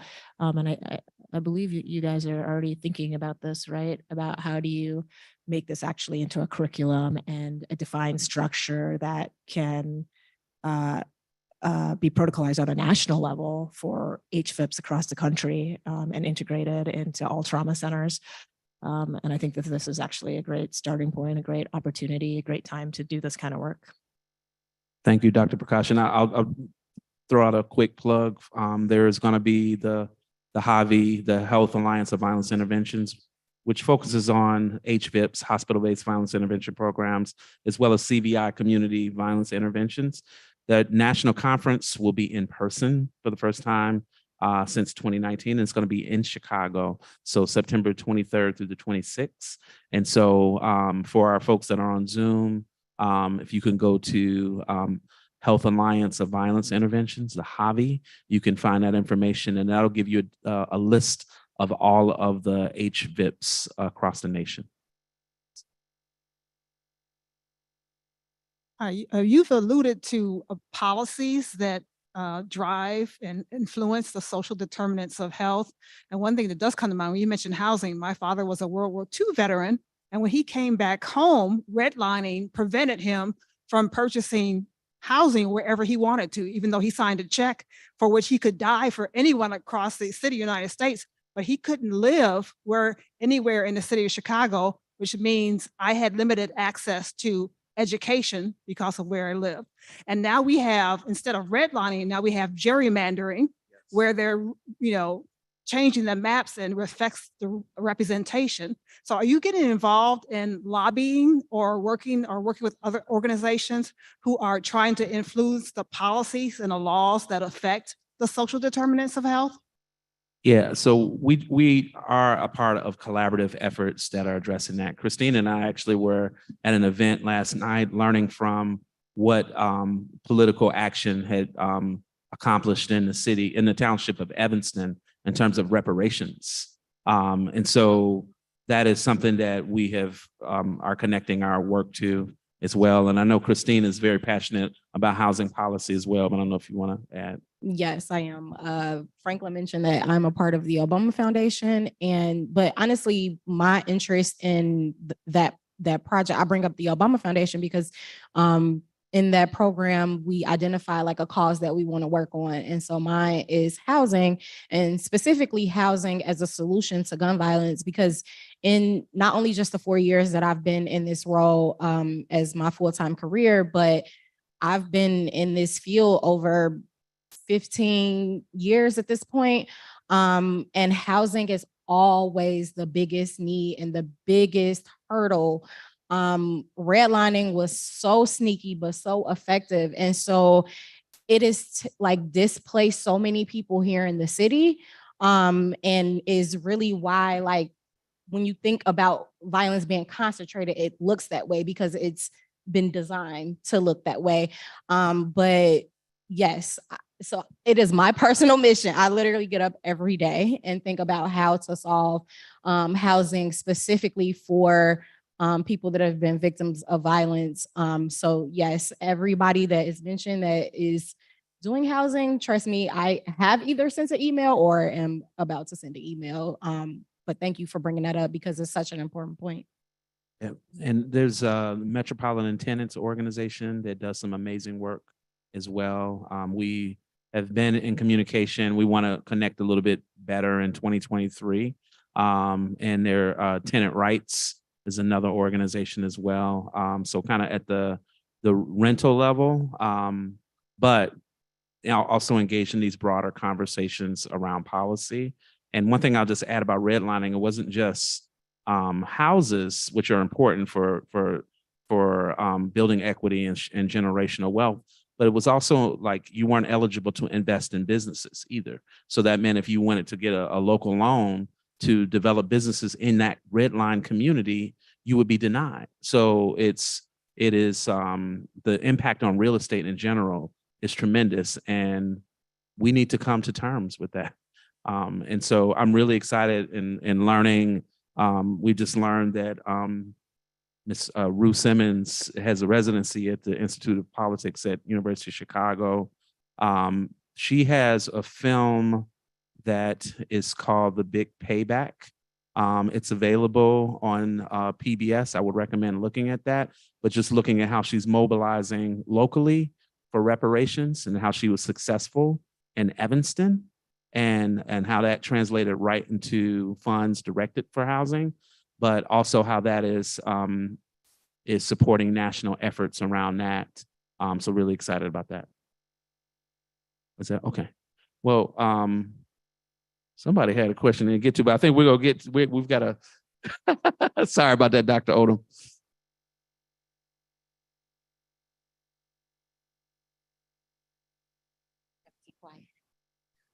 My nickname is the Shrinking Violet. Not true. I'm Vanilla Doss, the District Director of Student Affairs here at City Colleges, and I'm a product of the Southeast side of Chicago. So I'm going to quote one of our great school challengers here, Horace Mann, who said that education is a great equalizer. So as you are expanding your vision of care and care for families, I'm wondering about how far in the future are you planning on this caseload kind of vision? And the reason I say that is because City Colleges has what we call navigators in CPS high schools. And those individuals help families and students kind of navigate the higher ed landscape. They don't send them here, but they give them that kind of social cachet on how to do it, because many of them are first year, and they lack the social capital. So my question to you would be, because you are dealing with students or individuals who have been dealt with trauma, and we want them to think bigger and think about a future for themselves, and maybe even seeing themselves in a space of higher education, how would that look for your teams to build that into your case management situation? Because many of them are going to be coming out of this situation with long-term needs, which means that there is a self-advocacy piece that has to happen if they're going into whatever new space, because we're not like CPS where you have an IEP. So how do they go about getting the skills for self-advocacy to advocate for themselves in those areas? And how are you looking into kind of building the vision for them, for them, how not only to move past it and survive, but to thrive? My question. Yes, that's an excellent question. And we really do take an individualized approach to our case management. So wherever the patient is, when they are actually a patient in the hospital, like we meet them where they're at, and we listen to what it is that they feel like is important. What do they feel like they have the capacity to do? And we support them from that moment until they feel like they can go on to do the things that they want. So if it's something like education, because a lot of our patients, they say they want to do either go back to school or learn a trade or something like that. And so we wait until, of course, they're physically ready. And then when they're ready to apply, we're helping them like, hey, can we help you do this application? Do you want us to look over, your letter of intent, and while they're in the program, we're also offering support. So we don't have a cutoff time with our patients. Like they can call us at any point in time and we're there whenever they don't need us anymore. And so we support them through that. If they feel like, man, I can't get over my mental health symptoms, we offer mental health services so that they can, grapple with what's going on and get to the point where they are functioning how they, feel comfortable. And then we just take it from there. So if they want to go to school, we support that and help them through that if it's work that they want to do. So we really do just take that individualized approach and support them through each step of the process. I hope that answers your question. Did that answer your question? Okay. We have to collaborate with city colleges. That's priority. Yes. I also think it's a lot of us as individuals too, that we have to just be role models, right? And we have to teach advocacy. We do have a pipeline program for high school students at the University of Chicago, and they come rotate with us. Our first student, Lizzie, actually just came through the program, graduated high school, got a full scholarship to the University of Michigan. It's really wonderful for Lizzie. So we should clap for Lizzie.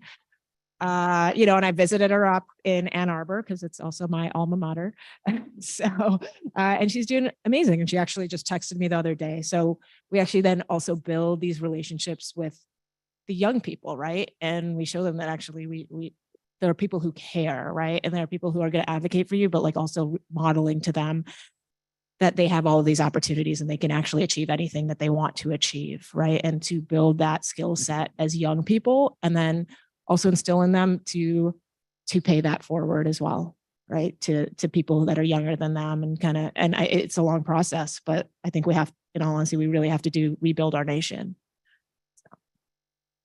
And to add to that, I think we have to be very careful about learning our patients. We don't want to force anything on them. We want to find out what their interests are. And higher education is always something that should be sought after. I agree. But I also know that college isn't for everyone. Trade school may be something that's suitable for some of our patients. So we don't want to particularly encourage one particular thing. Everybody on the panel has additional talents. You may have a doctor here, but Dr. Prakash has other talents. Same thing with Christine, same thing with Carlos, same thing with Franklin. In addition to me being a violence recovery specialist, I'm a truck driver. I've taught truck driving. I'm a self-trained chef. I'm also a certified nursing assistant. So being somebody that our patients can look up to can sometimes influence their direction. So if we can just be enough of an influence, they may find themselves and figure out who they are and what they want to do. So we never want to force anything on them. We want them to find out who they are and develop themselves, and also be in a position to be able to support them while they're figuring that out.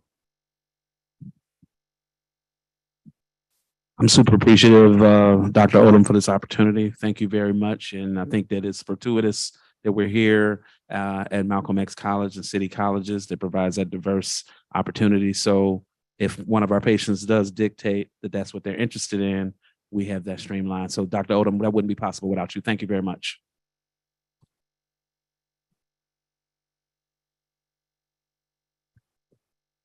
Thank you guys so much. And I think I got this right by unmuting this. The experiences that you guys shared here, I know it's not easy to do any of those things. So extremely grateful for you guys being here, extremely grateful for the work that you guys do in the city of Chicago. And selfishly, I get the pleasure of working with these individuals on a regular. I think, Mike, you said it best about personal experiences. Last year, as I stated, that one of my siblings was actually killed to gun violence here. He was killed in the south suburbs, but taken to our Ingalls location. And who happened to be on call that night at Ingalls? Then our very own Dr. Prakash. So I know from the beginning that all of the precautions, experiences, et cetera, were taken into consideration.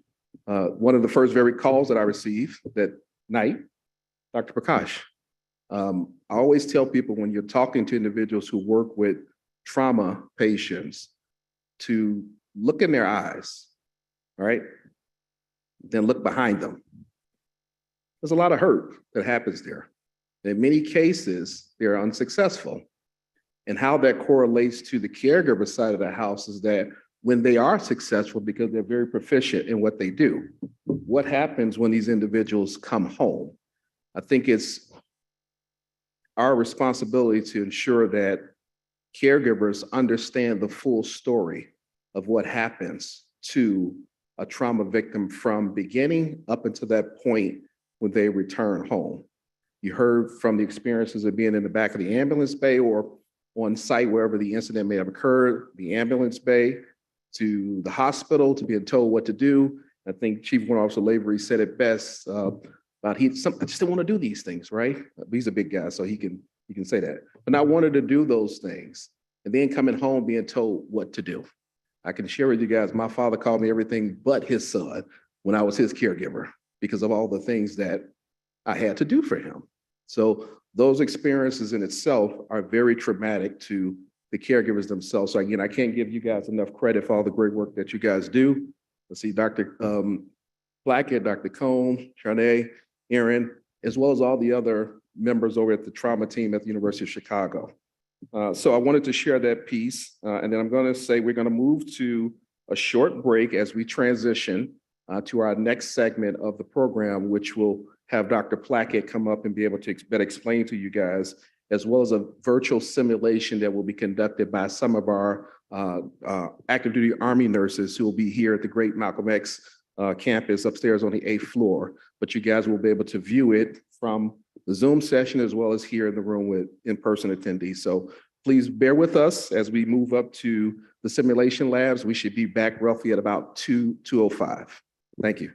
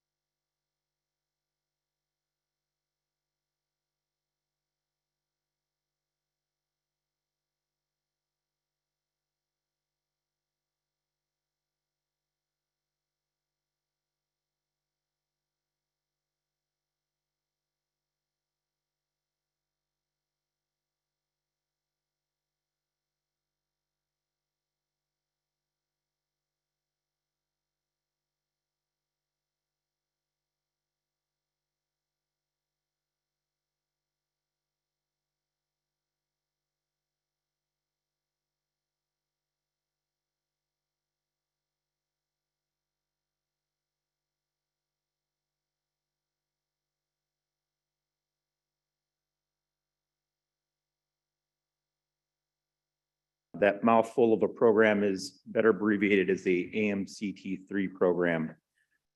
For those of you not familiar with the AMCT3 program, it's a special program run through the Surgeon General's Office of the United States Army. As was discussed yesterday in the afternoon's panel session, there's been unprecedented improvements in survival after combat injuries over the past 2 decades. In an effort to assure that we sustain these improvements for any future conflicts, Congress has mandated that the Department of Defense work with its civilian counterparts to develop best practices for maintaining a ready medical force. Part of that includes keeping the current medical force competent and ready to deploy at any time. Throughout the country, the Army has 8 different partnerships with level 1 trauma centers using varying models of how the active duty is embedded or employed at the hospital. At the University of Chicago, currently the 759th Forward Resuscitative Surgical Detachment, Airborne, has half of its team working in the medical center alongside our civilian counterparts. The 759th is one of the 3 airborne FRSDs in the Army. These are the teams that, if a new conflict were to start, are expected to parachute out of a plane with all their surgical equipment and their ICU equipment attached to them and immediately be providing aid. As you can imagine, this is a critically important group, and we feel very privileged to be at the University of Chicago maintaining our skills. This allows for an exchange of knowledge and experience between both the university and the military personnel. We hope that the end result is additional medical providers providing care on the South Side, and for the military, an even more proficient team. Now in its 2nd year, the program continues to expand and will soon be including not just doctors and nurses, but nurse practitioners, physician assistants, medics, and other medical professionals.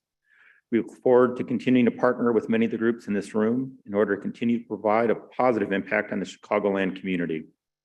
At this point, I'm going to turn it over to the 8th floor where Major DeCarli and Captain Barikian are upstairs, and they're going to provide some education and knowledge for the caregivers, focusing on patient movement and wound care. And we're very grateful that we're getting to showcase the wonderful simulation labs up on the 8th floor for the healthcare sciences here.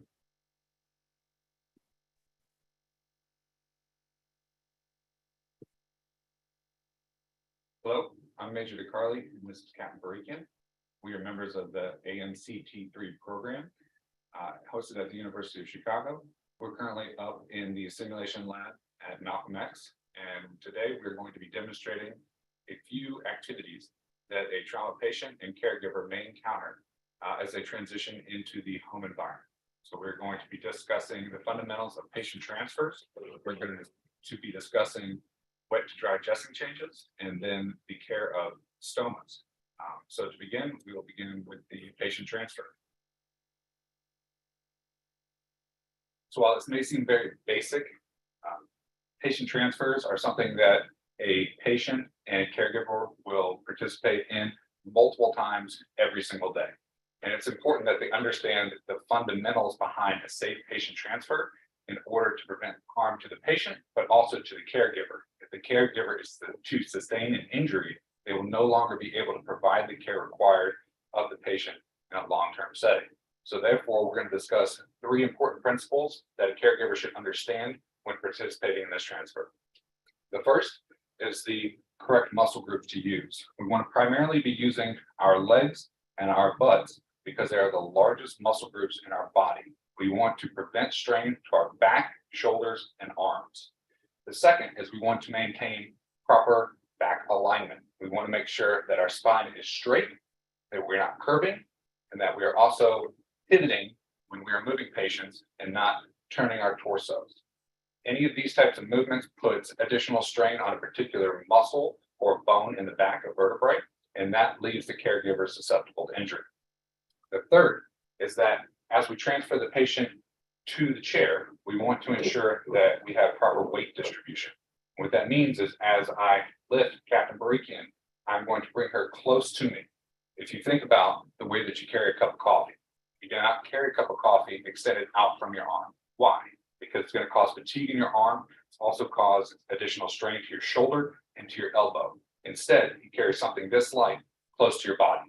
We do that to avoid fatigue and additional stress to those joints and muscles. We're going to practice that same fundamental as we transfer the patient. So the first thing we're going to do is we're going to move our wheelchair to a 45-degree angle to the bed.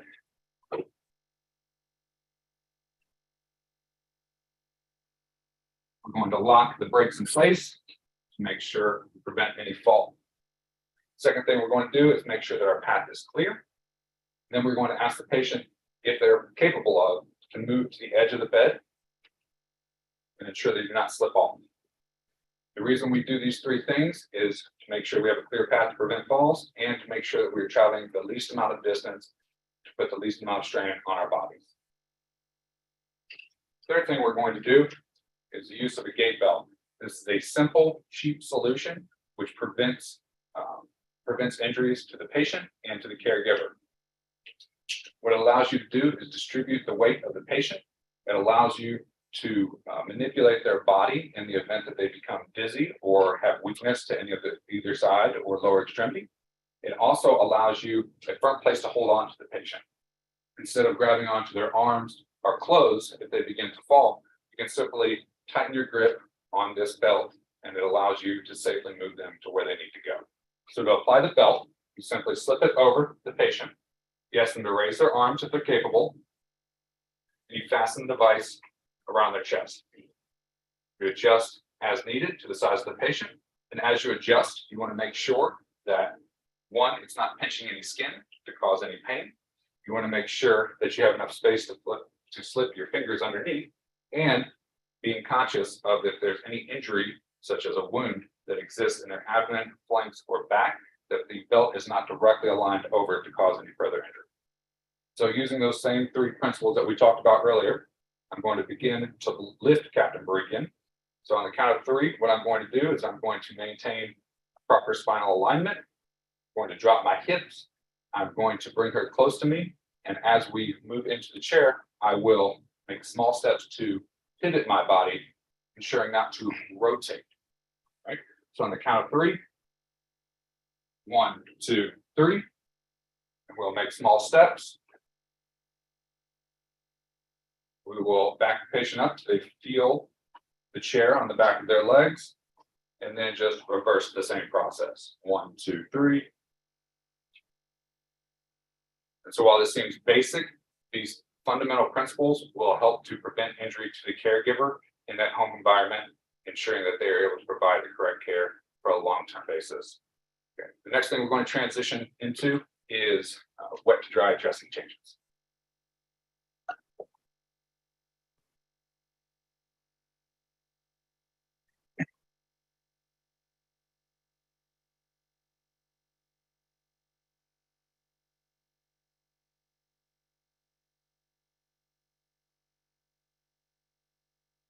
So for a wet to dry dressing change, the example that I'm going to perform here is simply for demonstration purposes. It is important to understand that each wound is unique, and the care of that wound is going to be dictated by the medical team that is overseeing the care of that patient. So while I demonstrate certain practices which are universal in caring for wounds, you need to understand that certain dressing supplies, there may be an alteration in technique, or there may be alteration in cleaning solutions or bandages, and this will all be prescribed as the patient leaves the hospital. So to begin, we want to ensure, using that same fundamental principle of good body mechanics, that the patient is in a good position and that you are in a good position, because a poor body mechanics will cause you to rush through the process, could cause further injury to yourself. So for this situation, we have a mannequin piece that's in front, but just apply that principle to whatever body part that you are performing wound care to. So once you're in a good position, you're going to go ahead and make sure that all your supplies are within arm's reach or in a close area. And so for today, we're going to be using clean gloves. We have 4x4 gauze. We have an ABD pad. We have forceps, sterile Q-tips, saline, hand sanitizer, and medical adhesive. So the first thing we want to do is clean our hands with the hand sanitizer, or washing your hands with soap and water. Either is fine. We're then going to apply our gloves. So we clean our hands to ensure that we're not introducing any outside bacteria into the wound. because we want to try and prevent infection.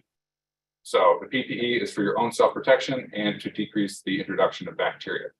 So as we remove the current wound dressing, we are going to gently remove the medical adhesive, ensuring not to irritate any of the peri-wound or the skin that surrounds the wound bed area. You will have a trash can close, and you will dispose of the top layer of the dressing. Second step is you're going to remove the packing of the wound. So you're going to remove the packing, and this is where the assessment of the wound begins. So you're going to look at the packing of the wound, and you should see either a yellow color drainage, potentially a pink color drainage, or maybe a light red. These are all appropriate signs of wound healing inside of the wound bed. As you look at the wound, what you are looking for is you're again looking for that pink tissue, potentially light red, are all good signs of a properly healing wound bed. Things that you may be a little bit more concerned of is as you look inside the wound bed, if you see any green or yellow sloughing or a film-like substance inside the wound bed, you're also going to be looking around that peri-wound area.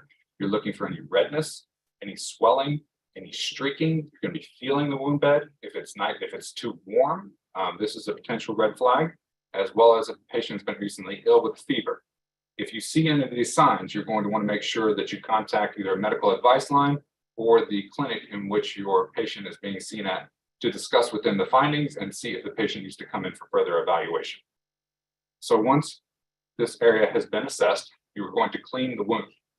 You're going to remove the dirty gloves that you have on, clean your hands again, apply another set of clean gloves, and begin the cleaning process. So the cleaning process again will be determined by your medical team, what they prescribe as care for this particular wound. The solutions to clean could be soap and water, could be saline, they could be another antiseptic form. Again, these will all be prescribed to you. For this situation, we're going to be using 4x4 gauze and saline. So we will put saline over top of our gauze, and we're going to be cleansing this area.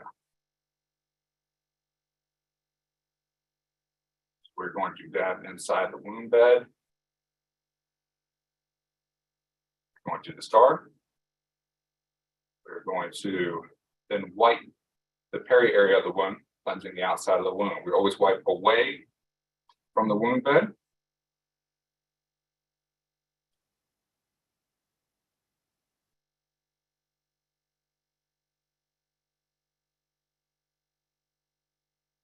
Wipe away, because again, we're trying to decrease the presence of bacteria in the peri-wound from entering into the wound bed. So once we have cleansed the wound area, we're going to remove the dirty gloves that we have on. We're going to cleanse our hands again and apply our third set of gloves.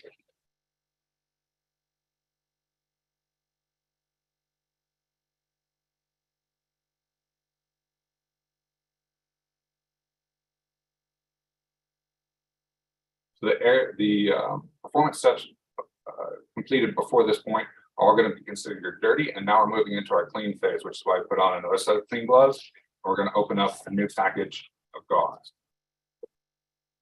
We open our new gauze, apply our saline,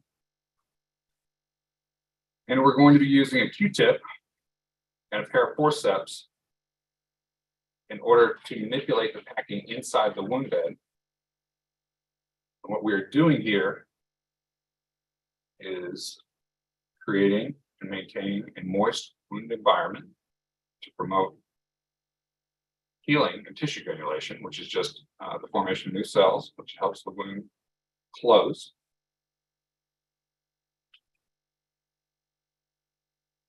We are using our forceps and Q-tips so that way we don't introduce any bacteria to the wound packing. So we're complete, we dispose of our Q-tip, you could maintain your forceps for use later after cleaning it. So now that we have our wound packed. We're going to be applying a secondary dressing to secure the packing, to protect the packing from any bacteria on the outside. We're also going to maintain a clean side or sterile side. Place that down on the wound.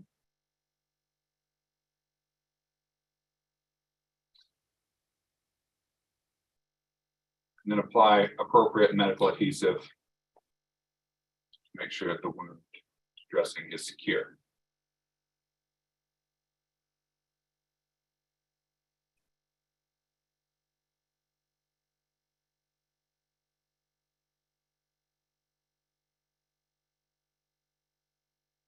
And this will complete our wet to dry dressing change.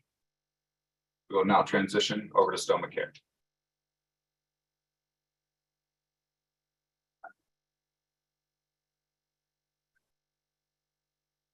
Everyone. So I'm going to be briefly going over some basic principles in care of ostomies.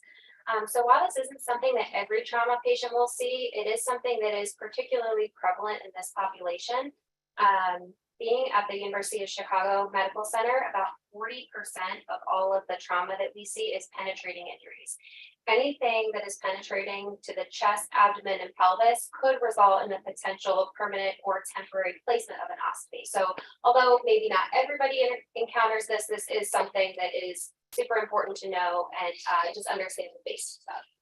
So first, understanding an ostomy, what that is. So an ostomy is a surgical incision that creates a pathway from the inside to the outside via a stoma. And a stoma is that internal pathway that goes from an internal organ to the outside. The three that we're going to discuss today are colostomies, ileostomies, and urostomies. So a colostomy is begins in the large intestine and drains out fecal matter from there through the opening in the skin. An ileostomy is from the small intestines and drains fecal matter out through the opening of the skin. And then a urostomy is through the abdomen where urine will drain out. So these are the three major types that we'll see. And so we'll take a look at what a healthy stoma looks like. So here you'll see this red pinkish color. So this is the stoma. This is what healthy looks like. This reddish pinkish tone tells me that there is good blood flow and blood supply to this area, which is what we want to see. If for any reason this stoma here starts to become pale, dusky, there's some yellow or white spotting that's occurring, it appears maybe purple. Those are some things that are cause for concern. And you would want to seek immediate attention and contact your physician for where to go after this. But as we're doing our bag changing and placement, if we remove our bag and we see that this is what the stoma looks like, then we are good to continue with our care. So the next thing we want to do is make sure we're in the proper position to do that. So the proper position to change out our ostomy bag is whatever position is most comfortable for you as the caregiver and the patient.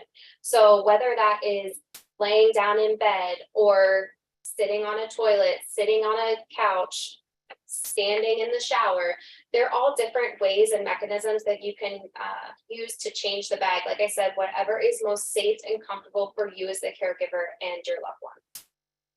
So moving on from that, we want to make sure for the purposes of this demonstration, we're going to be in the bed. So we'll make sure that we then have all of our supplies ready to go. And I'm going to run through those with you. So we want to make sure that we have a clean set of gloves. Because we're in the bed, we'll make sure that we have a towel or some form of chest pad. We have our bag supplies, a set of scissors, our stoma aperture measurement tool, some gauze, an adhesive tape remover. This can be either liquid or in the form of a wipe, just something to help remove adhesive when we're taking off the bag. Some barrier film. This could be some sort of spray, a cream, something that's going to protect our skin from that harsh adhesive. And then just some warm soap and water so that we can cleanse the area. So next I'm going to prep our work area.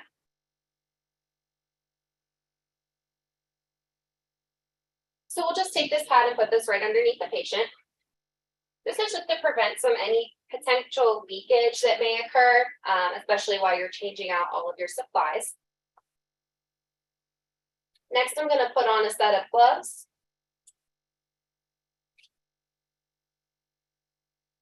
And I'm going to take my warm soapy water and cleanse the area around the stoma.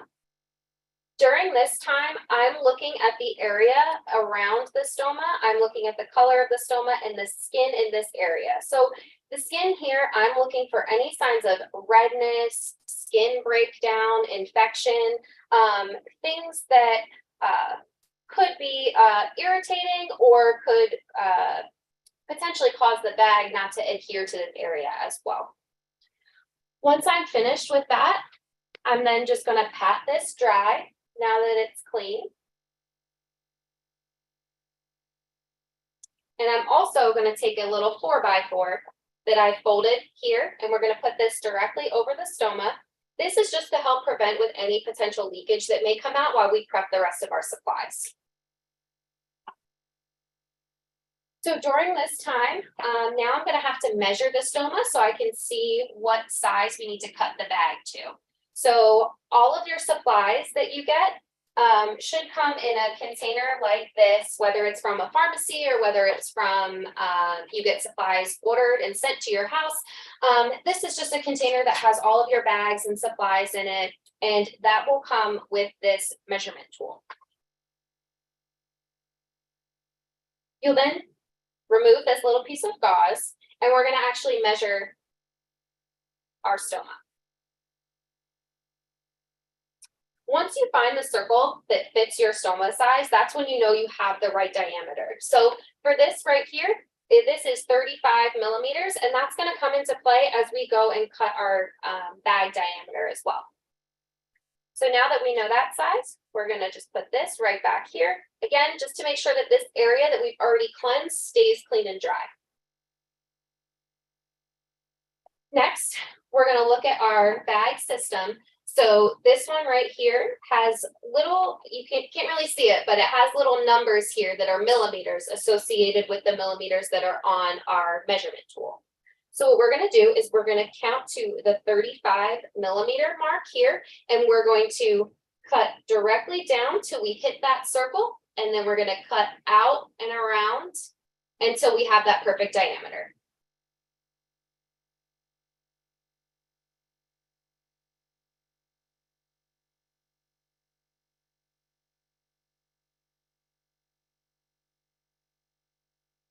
So I'm just cutting around that blue line there.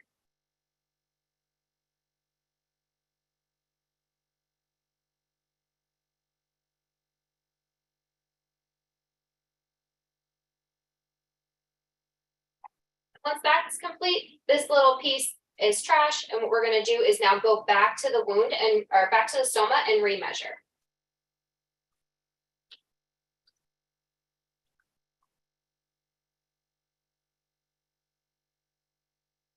So now what we're going to do is we're going to come back here.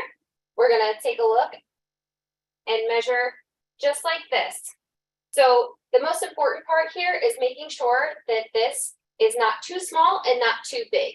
So if it's too small, it can cut into the stoma and kind of cut off that good circulation. So we don't want that to happen. So if for any reason, if you do see that it's really tight around here, we want to open it up and cut just a little bit more around the outside. And if you do notice that it's too big, that can create this little pocket around the stoma, which can cause stool to leak out and break this good seal in here. So we want to make sure that this really has a nice tight seal. So once we know that all of this is the proper sizing, what we're going to do is put this back over here as we prep to take off the plastic back here. And we're going to prep the skin. So here we're going to use it's just a barrier spray. It's just to make sure that that area is protected and provides a little film over the skin so that we prevent from sorts of infection. So I'm going to spray that, and we'll give it about 30 seconds dry while I prep this adhesive dressing. So now there's 3 parts to this dressing. there's a part right here in the center, and this circular piece is the most important because this is going to create that good seal around the stoma, and it's going to help to prevent that stool from breaking down this area and then causing leakage. So next, we're going to peel this off here, and now that we've given about 30 seconds for our barrier to dry, we're going to take this off, and we're going to go back and place this directly over the stoma. Now, during this time, it's super important to make sure that we press down firmly around this circle here to make sure that this sticks properly. So you're going to want to make sure it's firmly on there. And once you're confident that that's stuck on pretty well there, then you can go, and there's 2 different sides to the rest of this dressing. And what we're going to do is we're going to peel both sides and make sure that it is, that there's no bubbles, and that we have good contact with the skin. So just make sure we're pressing that down. As you can see, we have a good seal around here and a good seal around the center. And then you're going to do the same for the top portion.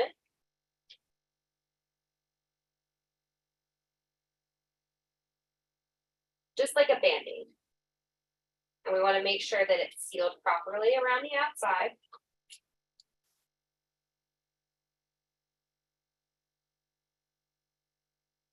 Once we make sure that that's on nice and tight, then we'll move over to our bag. So our bag should look like this when it comes out. This part is open down here, and you can see when I press these 2 together that it opens up, and that's where your stool will drain out, is this area right here.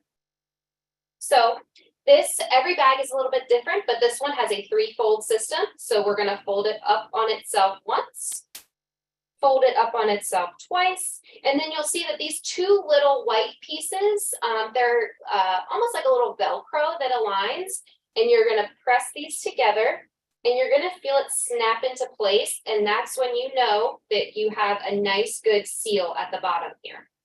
So next, we're going to flip this over, and we're going to connect this circular piece to our circular piece that's here on our adhesive dressing.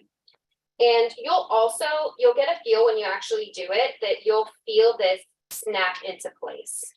You can almost hear it. And once this is on and this is snapped into place, then you've properly completed your bag change. So now that you've completed that, we're going to briefly go over how we empty the bag. So just as we did previously with folding the bag up, it's going to be the same principle when we unfold the bag and empty it. Also, the same principle that we used with this is the most safe and comfortable for the patient and you as a caregiver, that's what we're going to do. So there's many ways that we can empty these bags. You could have your loved one sit on the toilet and just kind of empty it between their legs. You could have them sit down and empty it into a container and then dump that container in the toilet. Some people prefer, honestly, to sit on their knees in front of the toilet, do it themselves and empty the bag that way. Like I said, whatever is the most safe and comfortable for the both of you.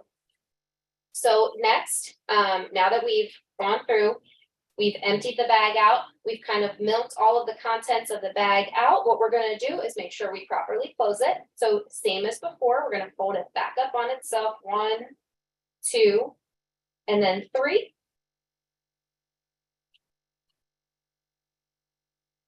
And then seal that bag nice and tight, just like that. These bags typically will last about, and both of these apparatuses will last about 3 to 5 days. Unless they're grossly soiled for some reason, you had some leakage, then you really shouldn't have to change them more often than that. So you'll get quite a few emptyings out of these bags. It's also important to know the type of ostomy you have and what output you should have from it. So with your colostomies, with it being in the large intestine, you're going to get some output that's a little bit thicker. With your ileostomies, it's in the small intestine, so you'll probably get some more liquidy output. So it's important to note the type of output that you're having and the type of ostomy that you have.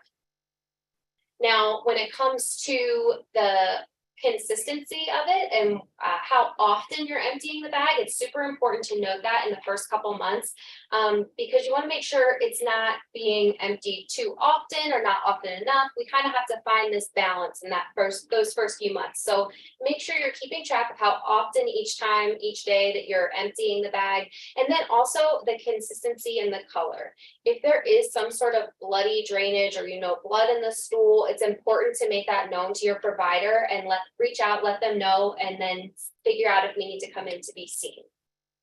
So next, we're going to go through removing the bag, just kind of as we did before. Like I said, really important that we use these adhesive tape remover or some sort of adhesive remover, just so we're not peeling the skin, irritating the skin. We constantly have this adhesive that's stuck to it, and that can be kind of caustic. So we want to protect the skin as much as possible. So this could be a liquid, like I said, this could be a pad. And what we're going to do is we're going to take this and rub it along the side right here, that white piece of the dressing, to kind of break up some of that adhesive. And as we start to peel it back, then we can use the pad itself to peel off this sticker. And just as we did before, we're going to be making sure that all of this skin looks okay, that there's no breakdown, and that our stoma still appears to be red, pink, and has good blood flow. And then we can proceed with changing the bag again. So same as we did before, just different steps. So now we're going to talk briefly about some bag types. The type that we went over today is a two-piece system, meaning that we have two different pieces that come together to make this one drainage system bag. There are some drainage systems that only have a one piece, and they look like this. So very similar. You have your measurements around this circle here where the stoma would be. So you're making the same cuts, the same movements, but instead of this sticking to another apparatus on the skin, this goes directly to the skin. They also have other little helpful tools that you can use. These are little adhesive rings. They're almost like these little moldable, flexible donuts that you can put around the stoma and then kind of connect it this way. So that way it creates a nice, good seal like we had talked about before on the outside. And for some reason, if you have a stoma that seems to be more inward facing, the one that we see here is it protrudes outwards. There are a couple different types of ways that stomas may look. So you may see something more similar to this, where it's a little bit more concave and not as protruding as this.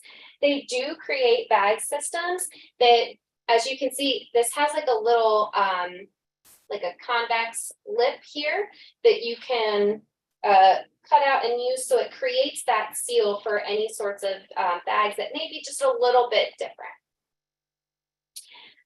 These types of bags and drainage systems should be established before you're discharged from the hospital. You should receive some form of teaching. You as the caregiver and the patient should receive some form of teaching.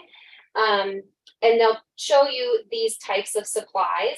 So everyone will be a little bit different. Now, you're not going to feel fully comfortable probably before you leave. But as you do this more and more, and the two of you get into a routine of this is how we're going to do it, and this is what works best for us, you'll start to feel more and more comfortable. It's important to understand that this whole process is uncomfortable for both you as the caregiver and for the patient. You know, we are so used to just going to the bathroom. Normally I go to the bathroom, I have privacy by myself. And now I have part of my insides are now exposed on the outside. I'm having to deal with the body image of having this new device and going to the bathroom differently than everyone else. And sometimes the smells that can be associated with that. You know, this whole process is very uncomfortable. And as part of the trauma healing process, it's important for both caregivers and patients to provide that physical and emotional security that they need to go through this process, because psychosocially, this can be quite taxing. So all important things to remember is that, we are providing the emotional and physical support that's needed for these patients in something that's a little bit more uncomfortable and unknown. That concludes our presentation here. Just a little bit of activities of daily living that you may encounter as a caregiver, or even, just to see from a patient perspective. So thank you all for watching our demonstration, and thank you. I think for anyone that's had a family member that needed any of these skills, you know that unfortunately what usually happens in the hospital is we have one family member learn how to do this skill, they demonstrate it once, and we say you're good to go. And whether that's enough for that family member, let alone is that the right family member, often it takes more than one person to know how to do this. These are the type of skills that we want to teach in the actual caregiver course. We want to provide the family that education and knowledge, or your friends that education and knowledge that unfortunately you often don't get enough of while you're in the hospital. And so for anybody that is a caregiver, hopefully if you are doing any of those skills, this was a refresher for you. This wasn't new knowledge that you didn't leave the hospital without, but I think the continual reinforcement is one of those things that makes it easier to be able to take care of your family member. I know there was at least one hand that got raised while we were in there. I don't know if it's still up in there, if there were new questions, are we able to see it all? Throwing you a curveball, sorry.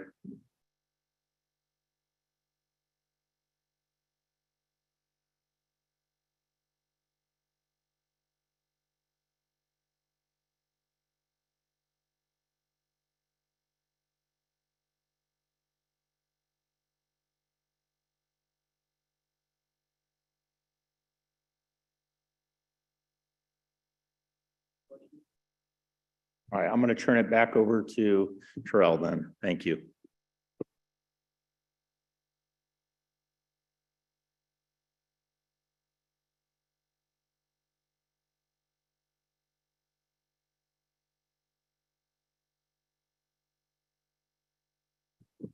Thank you, Colonel Plackett, as well as Major DeCarly and Captain Berkey and upstairs for that wonderful presentation.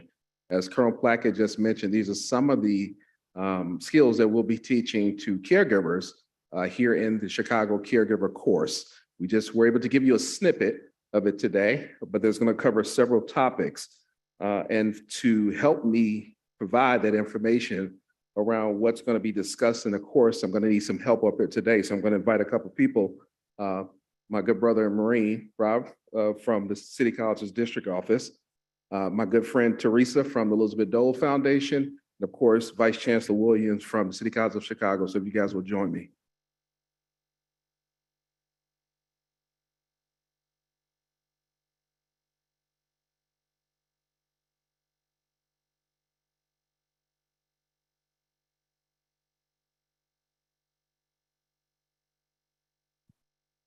This is the fun part for me because I get an opportunity to actually ask questions. I'm in control of the mic. So one, we want to talk about, again, the topics that are going to be discussed inside of this particular course.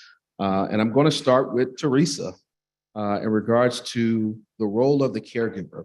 Can you tell us a little bit more about why that particular subject is going to be so important in a course that's created for caregivers?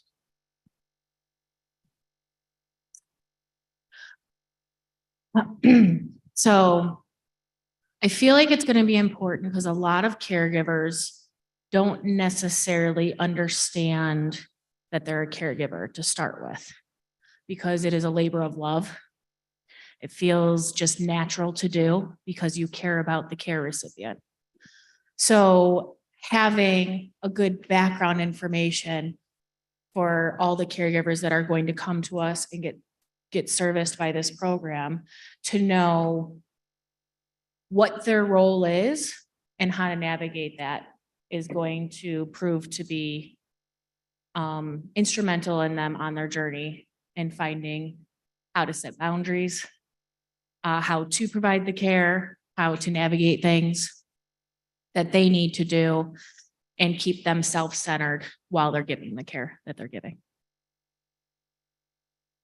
Thank you so much, Teresa. I'm going to shift gears for a second here and pick on my Marine brother here, Rob. Again, I am a product of Chicago Public School System as well as the City Colleges system. And I'm going to ask that question specific of Rob. Why is it important to host this particular course at Malcolm X? Well, I think for a lot of reasons. One would be accessibility.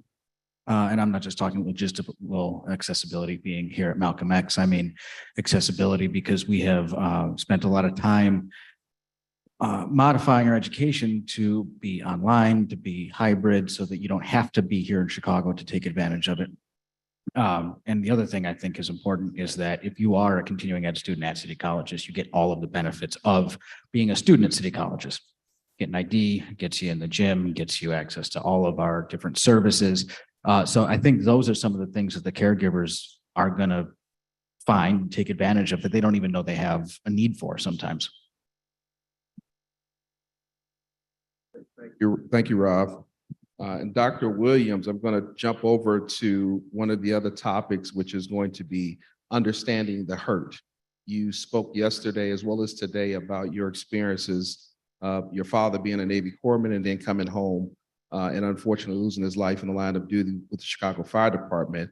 Can you tell us a little bit more about what that's like for an individual, the caregiver, as well as the care recipient? I love Teresa's term, the care recipient, of what it's like to fully understand that hurt that you may be experiencing as a caregiver, as well as that the care recipient would be feeling. Well, I would say that the hurt is twofold. It's the person who was immediately impacted by it, but then also it's the hurt that the family feels, because the family may not even identify it as hurt until later on.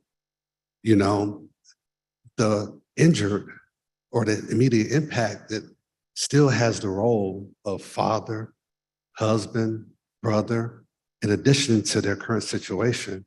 And the people who are now assuming the caregiver role still has the roles that was previously assigned by them or that they were carrying out. The hurt is physical, it's visual, and then it's invisible at the same time. And it could be disguised as trauma. It could be manifest itself in other ways that people, until later on, aren't able to really describe what it is. So as a child, they say sometimes, you know, when say for my case, when a man is the president of the home, boys are likely to do X, Y, and Z.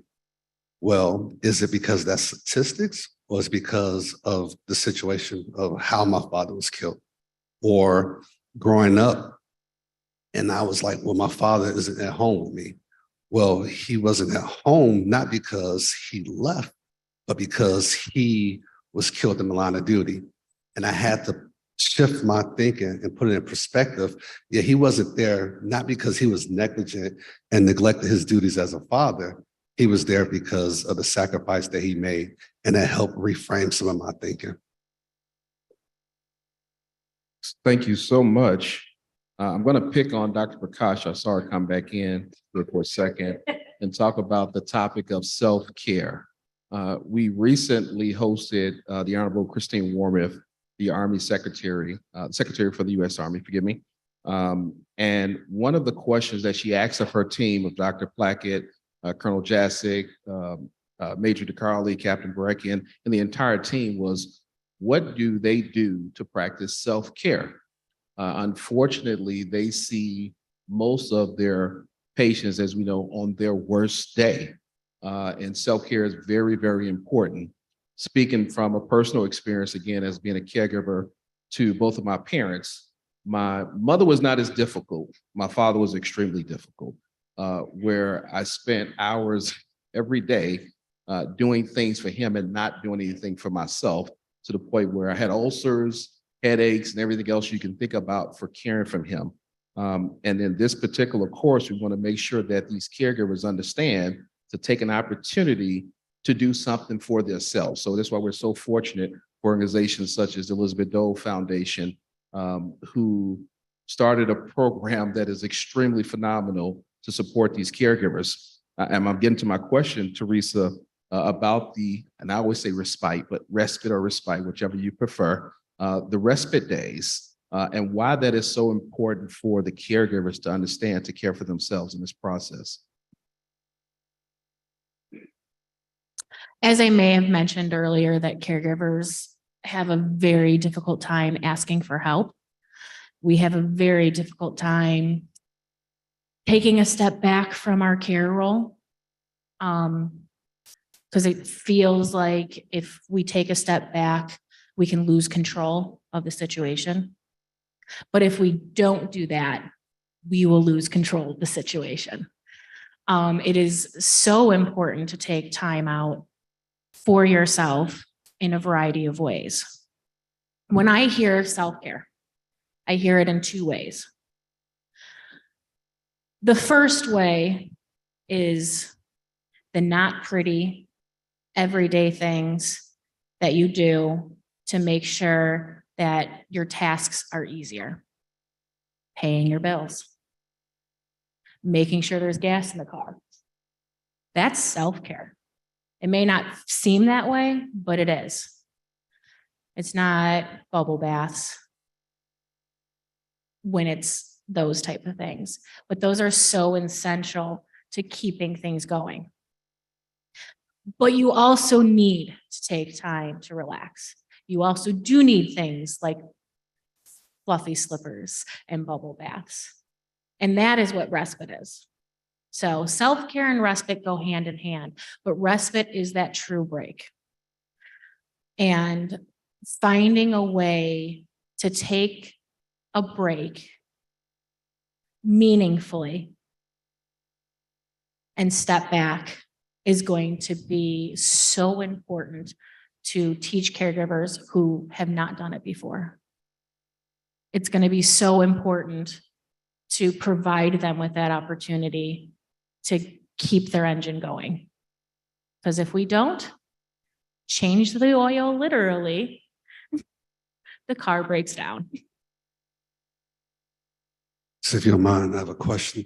What advice would you give to caregivers who maybe feel guilty if they take a break, or what advice would you recommend, or what would you recommend for them to kind of help get over that feeling? It's a fantastic question because it's there. It's always there. Even with the last 2 days of me being here, there is the little guilt bubble in the back of my mind of I'm not doing enough for my care recipient. I may have put too much on his plate. I myself have gone through burnout, caregiver burnout, and it's hard to answer that question because unless you're willing to hear the answer and say that it's okay and you matter too, that it's hard to hear that. And sometimes having a program like this is that breaking point, that breakthrough point, not breaking point, that breakthrough point for a caregiver to hear, you matter too. What you are experiencing is normal. What you're experiencing feels all encompassing, but there are people to help and you can take that break. And you have to power through the guilt of it. And find a way for that guilt not to turn into shame. Thank you so much for that. I cracked a joke with Colonel Plackett earlier today, as well as a lot of the other Army partners. I didn't throw out any jokes, Army jokes. That's what the Navy and the Army does with each other all the time. But I'm going to take this opportunity and pick on my Marine brother, Rob, here. As a Navy corpsman, it was my ultimate responsibility for first aid, mental health, wellness, et cetera, for the Marines that I was assigned to. And yeah, it was very challenging working with the United States Marine Corps. I love them to death. And Rob and I come from an older version of the Matrix, if you will, where the service member and veteran, it was not promoted to be weak or to not be okay. So I'm going to ask that Rob speak to those aspects, especially as a Marine, but also why that is so important for the first aid training to be part of this course and the mental health and wellness component. Yeah, I can actually use myself as an example. I got out in 2006, born in Iraq, the whole fun thing. And I did not go for any sort of disability until a few months ago when I got my third melanoma. And after the PACT came out, and I realized that I had spent a lot of time in burn pits. So, and you're right, it was because of the stigma. I didn't want to go and say, I just hate the word disabled, because you see guys that were up here yesterday who've lost limbs, and they feel like they have a legitimate way of looking at it. But another Marine I know said, yeah, but think about it in 10, 15 years when you got colon cancer, you don't want to be a burden on your family. And after 3 melanomas, I was like, maybe I better take that one seriously. So, but yeah, no, it is a definite stigma. You are expected to say, I'm fine all the time. And we generally still do. And that's why it's kind of a certain point, you have to come up with another reason. Like you were saying, change the oil of the car doesn't break down. It was more like, I could become a burden to my family. So I'm going to go in and I'm going to make sure that I get help so that they don't have to burden it by themselves if I ever become a burden. And that feeds right into that component again of understanding the hurt, understanding the experiences that the care recipient has been through, whether that be a veteran, whether it be a police officer, first responder, or just a trauma victim as a whole. We saw today Mr. Lawrence, who the Violence Recovery Program brought up, and I didn't get a chance to mention this before, was that when he stood up and we were asking questions, he came up right after and he asked about getting enrolled at city colleges. So being in this space, and again, being a product of the City Colleges of Chicago, I directed him directly over to Vice Chancellor Williams. And Vice Chancellor Williams, if you could talk a little bit about that access that the City Colleges has for all care recipients, trauma victims, caregivers, et cetera. So registration for this caregivers class is going to start April 12th. The class is free of charge for a week. We're going to cover 2 topics a week for the 4-week. Those who are interested in a class can dial 773 college, or they could contact the continuing education department here at Malcolm X College as well.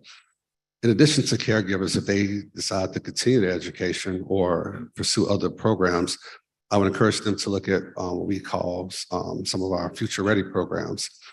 We have over 60 programs that are completely free of charge, as well as Fresh Start. So if they were a prior City College student, they say they have a balance of at least $200, we will take care of that previous balance and allow them to start debt-free. I'm gonna brag on Dr. Williams, allow him another opportunity for a little bit. City College's enrollment is up. Can you explain that to us? That's for spring at census, which was about a week or so ago. We were up, I believe it was 17% over prior year. For new students alone, we were up 31%. So, we are definitely fulfilling the need that the city of Chicago has.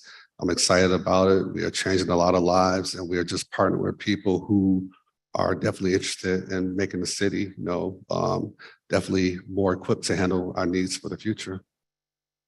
And Mike from our Violence Recovery Program spoke about that earlier in regards to not everybody's going to go to college. It's a reality. It doesn't happen where everybody's going to sit down and do a 2-year, 4-year, et cetera program. So we need to make sure that partners like the City Colleges has all those pathway programs for individuals who may be looking to get into. I have a CDL license, which I got when I got out of the military. I still don't drive trucks, but got a CDL license. Have all those programs here. Chancellor Salgado talked about the UMAP program, or Utility Military Assistance Program, here at City Colleges, and I love bragging on these numbers, pretty much about 70% of the entire workforce for People's Gas are veterans, reservists, and guard members from a program that we stood up over a decade ago here at City Colleges, and it's still flourishing. So I want to touch on the piece of the home safety training. And again, I saw the simulation labs that you guys all have upstairs, Rob, and they're all phenomenal. Can you talk about, from a standpoint of a person who may be moving into caregiving, and especially as a Marine, you're taught to just get it done, right? But as a caregiver, why those mechanics of moving patients safely, et cetera, matter in this particular instance? One obvious thing is that the caregivers, I would guess, on average, are smaller physically than the people they're taking care of. That would just be a blanket statement, one that's probably pretty accurate. And we don't want to create a casualty while taking care of a casualty. Even in the medical field, there are a lot of injuries that come from moving patients with improper biomechanics and improper strength training, which is sort of why I would recommended some of the other things we have here. We've got excellent athletic facilities. So for the caregivers, they can not only work on their mechanics, they can work on their strength, conditioning, especially here at Malcolm X. They have very affordable training for people. So yeah, I think looking at the caregiver holistically is what we're really trying to do with this program. Thank you, Rob. So I'm going to say, we'll repeat the 8 different topics. And you guys can use your imagination about what's all going to be inclusive of the topics: the role of the caregiver, understanding the hurt, self-care, first aid, home safety training, which can include, again, the biomechanics and safely moving patients, nutrition, which is a real big one. I know we all like to eat fast food as much as we can. For individuals who may be recovering, that may not be the best diet for them to effectively heal. Mental health and wellness, and of course, hygiene. Captain Barakian and as well as Major DeCarly showed you proper techniques to for disinfectants that we're using, sterile dressings that we're using, as well as the saline, whether you're using betadine, just depends on whatever your physician prescribes to you. But these are the 8 topics that we're going to be exploring with our partners from the Elizabeth Dole Foundation, the Gary Sinise Foundation, our phenomenal faculty at the University of Chicago, as well as the faculty from the City College of Chicago, and other partners inside of this 4-week course. Dr. Williams, you and I discussed earlier today that there will also be some type of recognition for the individuals completing this 4-week course. Can you elaborate on that piece? Yes, at the end of the 4-week course, we will provide a certificate of completion for the participants, just to commemorate and just to acknowledge that they've taken the time to become better or get more resources to provide better care to the impacted. And at this point, I'll just open it up to you guys for any last points that you'd like to include.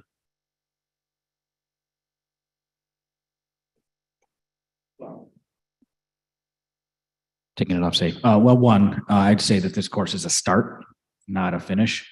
One of the things that we pride ourselves in continuing at is being nimble. So whatever comes out of this 4-week can be built on for other courses or for longer courses. So really the sky is the limit. Teresa? I was just going to brag on community colleges and city colleges specifically that I'm also an educator. I teach middle school. I've been a teacher for 15 years, and I know how important community colleges are. And I also know how well city colleges does it. So I am so happy to hear that enrollment is up. I am over the moon that a partnership came with this, with all the colleges and the help. And I'm so excited to see where this beginning goes and how it grows.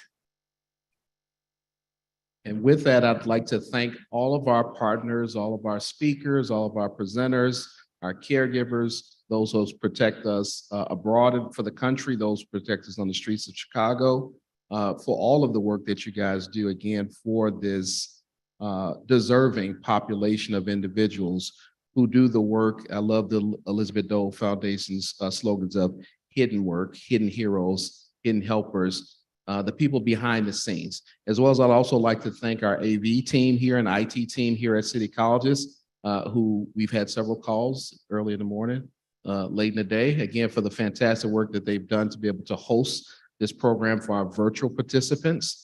To all the sponsors who are going to be looking for, and all the questions of the participants. This is something that we're all really looking forward to doing. I'm thanking again Major DeCarli and Captain Barakian, who I see out there. But thank you all so much. We're definitely looking forward to this particular course. And as my good Marine veteran here announces, for the future as well. Any questions that you may have about the course, Dr. Williams told you about 773 College, which is for the City Colleges of Chicago. You can also contact my office at veterans@uchicago.edu. And thank you all.